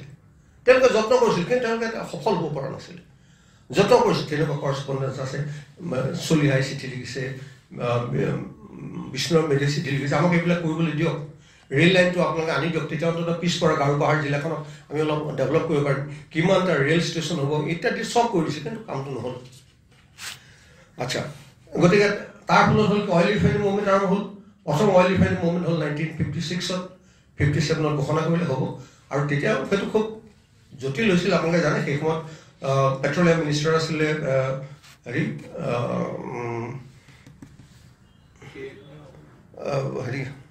বিহাৰৰ যে KD মালৱিয়া কৃষ্ণদেৱ মালৱিয়া আচ্ছা KD মালৱিয়াই তেতিয়া বাৰাণসীলৈ লৈ গ'ল কিন্তু আমাৰ প্ৰতিবাদ কৰিলে ধৰক ঠিক আছে এটা তই ৰিফাইনাৰী হ'ব মানি ল'লে 57ত সেইটো ছেকেণ্ড অইল ৰিফাইনাৰী মুভমেণ্টটো আৰম্ভ হৈছিল 1966ত সেই শিৱসাগৰ টাউনৰ প্ৰমোদ গগৈহঁতে আৰম্ভ কৰিছিল কিন্তু 68-69ত আমি যেতিয়া ইউনিভাৰ্চিটি আহিলোঁ তেতিয়া এইটো এটা খুব শক্তিশালী এটা ল'লে তাৰপিছত চৰকাৰ বাধ্য হ'ল দিবলৈ ছেকেণ্ড অইল ৰিফাইনাৰী মুভমেণ্টটো দিলে আচ্ছা আৰু এতিয়া মানে এই কি কয়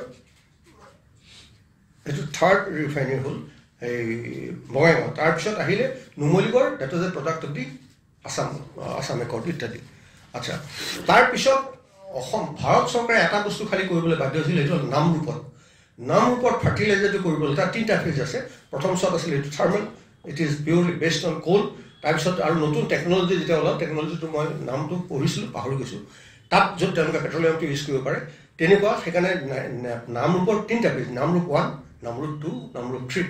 আৰু সেইটো ভাৰত চৰকাৰে কিয় কৰিব লগা হ'ল? কাৰণ তেতিয়া আমি PL40 লোকৰ পৰা আমেৰিকাৰ পৰা ধান চাউল আনি খাব লগা হৈছে। যে গতিকে যদি মেনিউৰিং, যদি আমি সাৰ উৎপাদন কৰিব লগা হয়, কাৰণ নহ'লে গ্ৰীণ ৰিভলিউশ্যন কেনেকৈ কৰিব? গ্ৰীণ ৰিভলিউশ্যন কৰিবলৈ হ'লে অধিক উৎপাদন হ'বলৈ আপোনাৰ সাৰ লাগিব। সাৰ উৎপাদন কৰিবলৈ সাৰ উৎপাদন কৰা হেৰি লাগিব, ফেক্টৰী লাগিব, প্লাণ্ট লাগিব। গতিকে সেই নামৰূপ ফাৰ্টিলাইজাৰটো আৰম্ভ কৰিছিলে। তাৰ বাহিৰে আৰু তাৰ 3টা মানে হেৰি, তাৰপিছত মাজে মাজেতো সেইটো মানে বন্ধ হৈ যাব উপক্ৰম হয়, তাত স্থানীয় আন্দোলন হয়, আমাৰ অসম চৰকাৰে হেঁচা দি আকৌ কোনোমতে চৰকাৰে তাত চলায়। তাৰপিছত আহিলে যে ভাৰত চৰকাৰৰ এটা এটিটিউডৰ মই কথা কওঁ, দৃষ্টিভংগী। অসম চৰকাৰ যে বঞ্চিত হৈ আছিলে কথাটো চবেই জানে, আৰু এইটো প্ৰমাণ কৰাৰ প্ৰয়োজন নাই। তুলনামূলকভাৱে অসমেই নহয়, বিহাৰো বঞ্চিত, দক্ষিণ বিহাৰ বঞ্চিত আছিলে, বস্তাৰ অঞ্চল বঞ্চিত আছিল, ছত্তীশগড়খন বঞ্চিত আছিলে, এতিয়া ঝাৰখণ্ড এলেকাটো বঞ্চিত আছিলে। এইবোৰ খুব এনেকুৱা বহুত কম্পাৰেটিভ ষ্টাডিজত দেখুৱাইছে যে এইফালে যে ইমান হ'লে ইয়াত কিয় নহয়। যে ৱৰ্ল্ড মানে পিকচাৰত যেনেকৈ নৰ্থ চাউথ ডিফাৰেঞ্চ আছে, সেইটো নহয়, অসমতে হয়তো, ভাৰতবৰ্ষতো সেইটো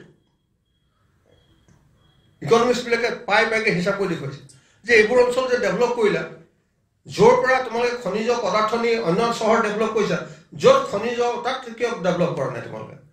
কি কাৰণত জামছেদজী তাতে স্কুল পাতিব, কলেজ পাতি চব তোমালোকে কিয় নাপাতে গভৰ্ণমেণ্টে?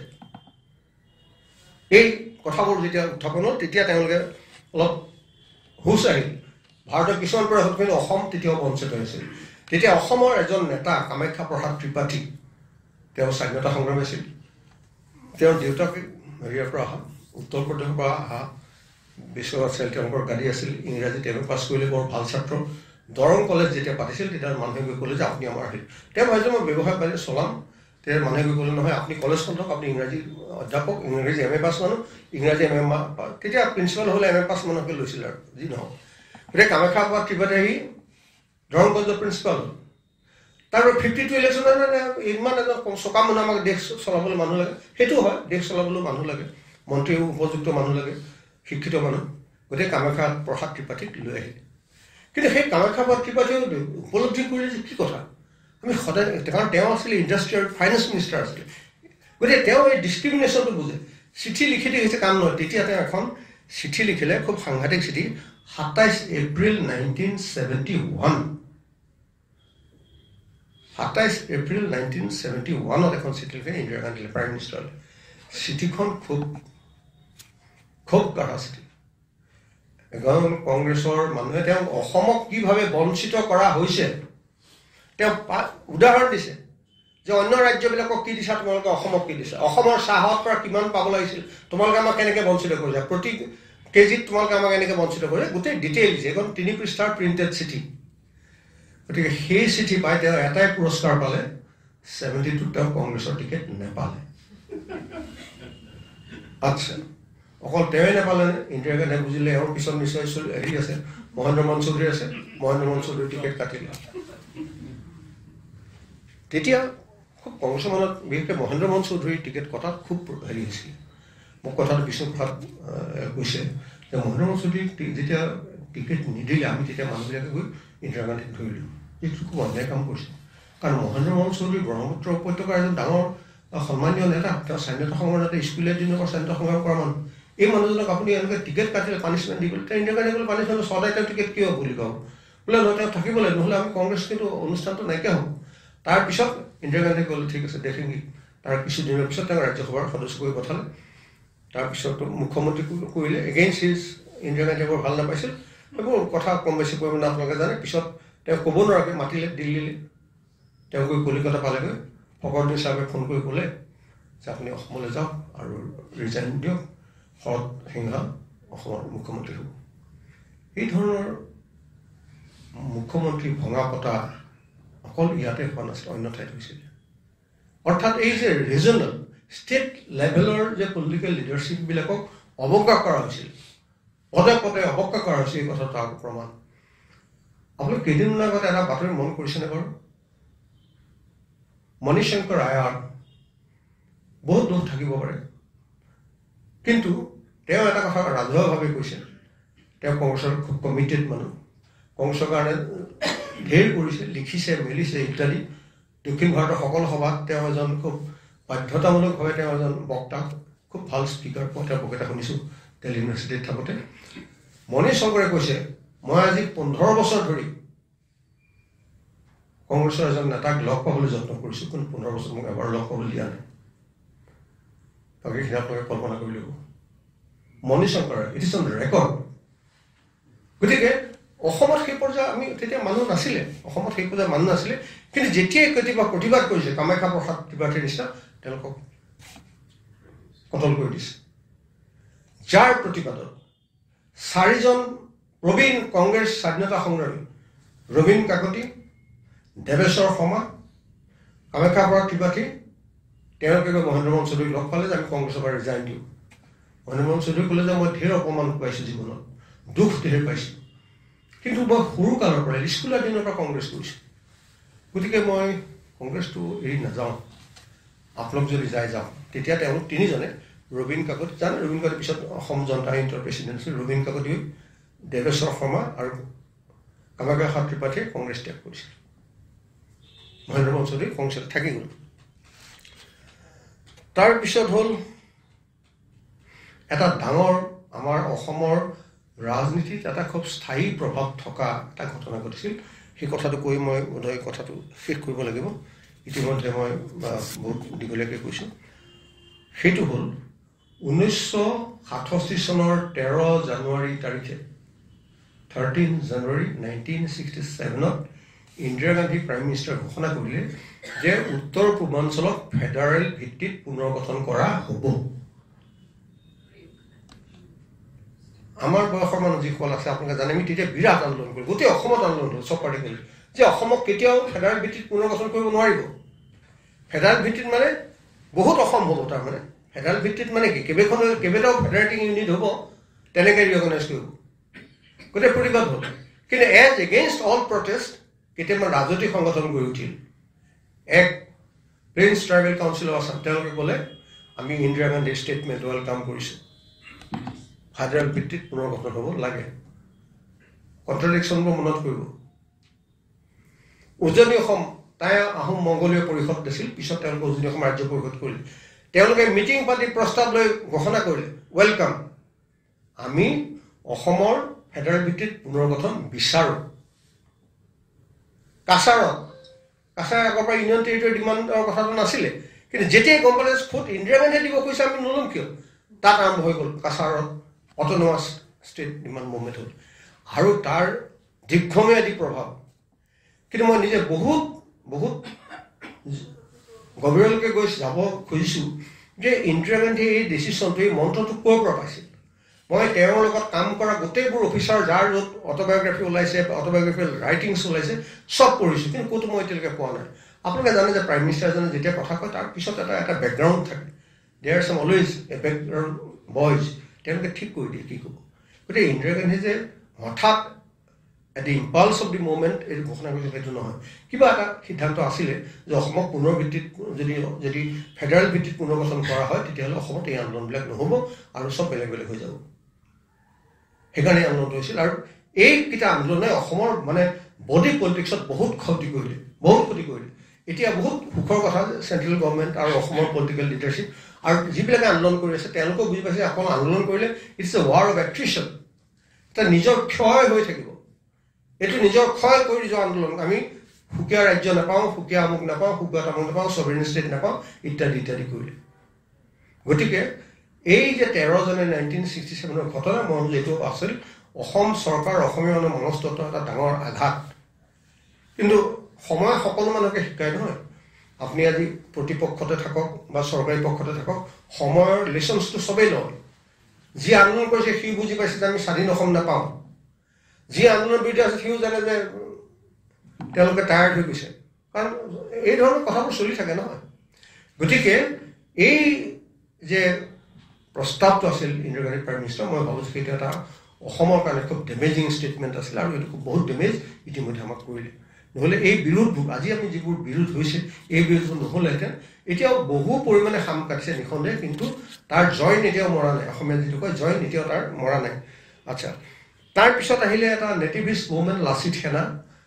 লাচিত সেনাটো হ'ল এইটো মানে লাচিত থানা বুলি এটা অৰ্গেনাইজেশ্যন মানে চৰকাৰে হেৰিয়ে নাপালে পুলিচে লাচিত থানা বুলি 1968 26 জানুৱাৰীত লাচিত থানা ৱাজ মোৰ এন ইমোশ্যন 1968 26 জানুৱাৰীত গুৱাহাটী আধা কৰি শেষ কৰিছিল এই পল্টন বজাৰ পাণ বজাৰ ফাঁচী বজাৰ কৰি শেষ কৰিছিল আৰু ভাগ্যক্ৰমে সেইদিনাখন মই গুৱাহাটীত আছিলোঁ গুৱাহাটীৰ পৰা ৰাতি কোকৰাঝাৰলৈ যাম মোৰ এজন বন্ধুৰ সৈতে বীৰেন ডেকা ট্ৰেইনত যেতিয়া আমি আবেলি গৈছিলোঁ তেতিয়া একদম ৰেল লাইনৰ বাহিৰত বহুতেই ফাঁচী বজাৰ একদম জুইৰে পুৰি চাই পেলাইছে ধোঁৱা ওলাই আছে সেই ঘটনাটোৰ পিছত অলপ মানুহ আছিলে কিন্তু পিছত এতিয়া মই দেখিছোঁ যে এজন বিক্ষুব্ধ কংগ্ৰেছ নেতা আছিলে তেওঁ চলিহাক বেয়া পায় কিন্তু কিছুমানে গোটাই গ'লে মানে কিবা এটা সৃষ্টি কৰিব লাগে যাতে হিজ ডিছক্ৰেডিটেড তেওঁ যাতে অলপ অপমানিত আৰু যিটো চলিহা খুব অপমানিত হৈছিল ইয়াত আহি যেতিয়া তেওঁ হেৰি আহিছিলে YB চমন আহিছিলে বয়সত তেওঁতকৈ সৰু কিন্তু YB চমনৰ পলিটিকেল পাৰ্টি লিডাৰবিলাকৰ সন্মুখত মই তেতিয়া মই এটা বামপন্থী ৰাজনৈতিক দলত আছিলোঁ আমাৰ নেতাৰ মুখতে শুনিছোঁ চলিহা YB চমনে খুব বেয়াকৈ কৈছে চলিহাক মই তোমাক কম নেকি তুমি অসমৰ মুখ্যমন্ত্ৰী তুমি মুখ্যমন্ত্ৰী চাকৰি ঘটনাবিলাক ঘটিল সেইটো কথা তেওঁ বেলেগেও ক'ব পাৰিলে নিশ্চয় ক'ব পাৰে তেওঁ কেন্দ্ৰীয় নেতা কিন্তু অসমৰ ৰাজনৈতিক নেতাবিলাকক এই কথা কৈছিল সেইটোৱে মানে অসমৰ কাৰণে খুব দুখজনক অভিজ্ঞতা সেই গোটেই ঘটনাটো আচ্ছা সেইটো প্ৰেৰণাত ভাবিলে যে লাচিত থানাৰ পোষ্টাৰ ওলাল পুলিচে বিচাৰিতো লাচিত থানাৰ হেৰিটো নাপায় মুখটো নাপায় আছিল কেইজনমান মানুহ নামবিলাক মই নকওঁ এতিয়া তেওঁ গৃহজগতত কোনো নাই আৰু সেই নামবিলাক পলিটিকেলি ৰিলিভেণ্ট নহয় সেইকাৰণে নকওঁ মই আচ্ছা তাৰপিছত লাচিত থানা হেৰিয়াত ভাবিলে যে আমাৰ গৌৰীশংকৰ ভট্টাচাৰ্যী ভূপেন হাজৰিকা দুলাল বৰুৱা নগাঁৱৰ এজন প্ৰাক্তন ছ'চিয়েলিষ্ট ভৱেন্দ্ৰ কুমাৰ শইকীয়া তেওঁলোকে ভাবিলে যে অসমৰ মানুহ এইবাৰ কংগ্ৰেছৰ বিৰুদ্ধে লাগিছে এইবাৰ এই সুযোগত আমি এটা আঞ্চলিক দল খুলিব লাগে গতিকে 68 ফেব্ৰুৱাৰী মাহত এইটো হ'ল 26 জানুৱাৰীত হ'ল নহয় সেই 68 2 অক্টোবৰত 2 অক্টোবৰ মানে গান্ধীৰ জন্মদিন 2 অক্টোবৰত তেওঁলোকে যোৰহাটত জনগণতান্ত্ৰিক দল গঠন কৰিলে আৰু তাৰ ৰাজনৈতিক ফলাফলটো হ'ল সেইটো জানে আপোনাৰ কি হ'ল তাৰমানে অসমৰ মানুহে এটা আঞ্চলিক দল হ'লেই যে ছাপোৰ্ট কৰিব তেনে কথাটো নহয় কিন্তু সেই অসমৰ মানুহৰ এটা চেতনাৰ পৰিৱৰ্তন আহিলে আমূল চেতনাৰ পৰিৱৰ্তন হ'ল যে অসম আন্দোলনৰ পটভূমিত তেওঁলোকে অসম গণ পৰিষদৰ চৰকাৰ গঠন কৰিলে মই এতিয়া অসম গণ পৰিষদ চৰকাৰৰ কথাখিনি ক'বলৈ খুব সময় নহ'ব কাৰণ মই ভাবোঁ যে ইতিমধ্যে মোৰ প্ৰায় 1.5 ঘণ্টা হৈ গৈছে চমুকে কওঁ ইমান অসম চৰকাৰ আন্দোলনটো হ'ল আন্দোলন প্লাছ পইণ্ট আপোনালোকে জানো কিন্তু এই আন্দোলনটো আটাইতকৈ ডাঙৰ দুৰ্বলতা কি জানেনে এটা ডাঙৰ আন্দোলন ইমান এটা 6 বছৰ ধৰি আন্দোলনত আমাৰ এটা নেতৃত্ব ল'ব লাগিছিল আমাৰ জাতীয় চৰিত্ৰৰ আটাইতকৈ এটা উজ্জ্বলতম নক্ষত্ৰ এই আন্দোলনৰ পৰা ল'ব লাগিছিল আপোনালোকে যদি দেখিছে মই ক'ব নোৱাৰোঁ কিন্তু মই তেনেকুৱা এজন মানুহ নেদেখিলোঁ এই আন্দোলনটোৱে আমাৰ বহুত পালোঁ বহুত হেৰুৱালোঁ কিন্তু এজন নেতা আমি নেপালোঁ যাক আমি বন্দনা কৰিব পাৰোঁ বৰঞ্চ তেওঁলোকৰ সমসাময়িক যিসকলে লিখিছে সবিতা গোস্বামীৰ পৰা আৰম্ভ কৰি যিবোৰ প্ৰবন্ধ পাতি ওলাইছে দে আৰ ভেৰি প'ৰলি পৰ্ট্ৰেইট এই নেতাবিলাকৰ ওচৰৰ পৰা যিবিলাকে দেখিছে তেওঁলোকে কোনো নেতাক সদায় ওচৰৰ পৰা দেখিলে শ্ৰদ্ধা কৰিব লাগিব সেইকাৰণে নেতা হয় ন শত্ৰু হ'লে আপুনি নেতা বুলি আপুনি বৰণ কৰে সেইটো যে নেতা নেতৃত্বসকলৰ গুণ থাকিব লাগিব কিন্তু দেখা গৈছে যিসকলে ওচৰৰ পৰা পাইছিল তেওঁলোকৰ কোনেও আপোনালোকে যদি কিবা ভাল কিতাপ পায় ক'ব মই আকৌ পঢ়ি মোৰ জ্ঞান অৰ্জন কৰিলোঁ কিন্তু সেই সময়ত যিমানবোৰ কিতাপ ওলাইছে সাংবাদিকসকলে লিখা কিতাপ সকলো বা অট'বায়'গ্ৰাফী যিসকল ওলাইছে এই আন্দোলনৰ ঘনিষ্ঠ থকা যিসকল মানুহ প্ৰেমকান্ত মহন্ত হৰিয়েন্দ্ৰ কুমাৰ ভট্টাচাৰ্য তেওঁলোকক কাৰ তাত যে এটা চিকমিকাই থকা নেতৃত্ব চৰিত্ৰবল থকা মানুহ আমি ডাঙৰ আন্দোলনৰ পৰা উলিয়াব নোৱাৰিলোঁ সেইটো হ'ল আমাৰ এটা ডাঙৰ ব্যৰ্থতা আমাৰ যিখিনি সফলতা সেইখিনি জানে আপোনালোকে সকলোৱে আমি সেইখিনি আমি দেখিবলৈ পাইছোঁ আৰু তাৰপিছত যেতিয়া শেষ হ'ল এই এক্সপেৰিমেণ্টটো এই ৰিজনেল পাৰ্টিবিলাক আপোনালোকে দেখিছে অন্য ঠাইত ৰিজনেল পাৰ্টিবিলাক বৰ্তি আছে কিয় বৰ্তি আছে তাৰ এটা চলিড বেছ আছে আজি পাঞ্জাৱৰ আকালি দল 100 বছৰ হ'ল 1921 চনত গঠন হোৱা পাৰ্টি এতিয়া 103 বছৰ হ'ল কাৰণ তাৰ গোটেই ৰিচ প্ৰেজেণ্ট্ৰি যিখিনি সেইখন আকালি দলৰ ছাপোৰ্টাৰ গোটেই মানে যিবোৰ মানে ধৰ্মগ্ৰন্থী সেইবোৰ আকালি দলৰ ছাপোৰ্টাৰ গতিকে আকালি দলটো তাত ৰৈ আছে আমাৰ অসমত অসম গণ পৰিষদ তেনেকুৱা চলিড ছাপোৰ্ট বেছ ছ'চিয়েল বেছ এটা নেদেখে আজি মধ্যবিত্ত মানুহবিলাকতো আৰু মানে আজি এফালে থাকে কাইলৈ সিফালে যাব পাৰে অতি সহজে যাব পাৰে কোনো যোৱাত দিগদাৰী নাই DMK দল, they are based on their own nationalism, black nationalism. They are proud of their Dravid identity. গোটেই পাৰ্টি সদায় থাকিব। ভাগ হৈছে DMK, ভাগ হৈছে ADMK, হৈছে প্ৰগ্ৰেছিভ DMK, হৈছে কিবা বেলেগ। কিন্তু DMK সেই পলিটিকেল ফিলচফিটো, সেই আইডেণ্টিটিটো তেওঁলোকৰ আছে আৰু থাকিব। হয় যে তেওঁলোকক অল ইণ্ডিয়া পাৰ্টিৰ লগত কম্প্ৰমাইজ কৰিব লগা হৈছে নিজৰ অস্তিত্বৰ কাৰণে। আকালি দলক কেতিয়াবা কংগ্ৰেছৰ লগত, কেতিয়াবা ভাৰতীয় জনতা পাৰ্টিৰ লগত হৈছে। DMKও তেনেকৈ কেতিয়াবা কংগ্ৰেছ, কেতিয়াবা জনতাৰ লগত, ভাৰতীয় জনতা পাৰ্টিৰ লগত সহযোগিতা কৰি চলিব লগা হৈছে। কিন্তু তেওঁলোকৰ অস্তিত্বটো বিপদাপন্ন হোৱা নাই। কিন্তু অসমত ইমান এটা ডাঙৰ আন্দোলনৰ মাজেৰে সৃষ্টি হোৱা দলটোৰ অস্তিত্বটোৱেই বিপদাপন্ন হৈছে। আৰু তাৰপিছত দেখা গ'ল যে এই চৰকাৰ শেষত যিটো পৰ্বত আহিলে, যে এই গুপ্ত হত্যাৰ এটা পৰ্ব, সেইটো অসমৰ মানুহৰ সামাজিক মনস্তত্বত বহুত দিনলৈ দুখ দি থাকিব। প্ৰায় 350জন মানুহৰ গুপ্ত হত্যা আমি যিমান জানো ৰেকৰ্ড ওলাইছে। কিন্তু আচৰিত কথা যে সেই সময়ত প্ৰশাসনৰ ওপৰত এটা খুব ধিক্কাৰ জন্মে। এই কথা ক'বলৈ আৰু বেয়া লাগে যে ইমানবোৰ ক্ৰাইম হ'ল, এজন ক্ৰিমিনেলক এৰেষ্ট নকৰিলে, শাস্তি নহ'ল এজন মানুহ। আপোনালোকে মনত এবাৰ ভাবকচোন, এই মানুহবিলাকৰ শাস্তি হ'ব নালাগিছিলে নে? এটা ছ'চিয়েল ক্ৰাইম কৰিলে, এটা পৰিয়ালৰ এজন মানুহ ব্ৰেড আৰু এটা হত্যা কৰিলে, তাৰ শাস্তি হ'ব নালাগে? মত পাৰ্থক্য কৰে। আজি আপুনি যি কাৰণে মাৰিছিলে, আজি তেওঁলোকৰ লগতে আপুনি বন্ধু কৰি আছে। বহুত মানুহ আছে, মই ধেৰ নাম কৈ, মোৰ মুখস্থ আছে গোটেই অসমৰ মানুহবিলাকৰ নাম। লেফ্ট পাৰ্টিৰ মানুহবিলাকক, অল ইণ্ডিয়া পাৰ্টিৰ মানুহবিলাক কিয় মাৰিলে? অনিল বৰুৱাক হত্যা কৰিলে CPM, মোৰ খুব ঘনিষ্ঠ বন্ধু।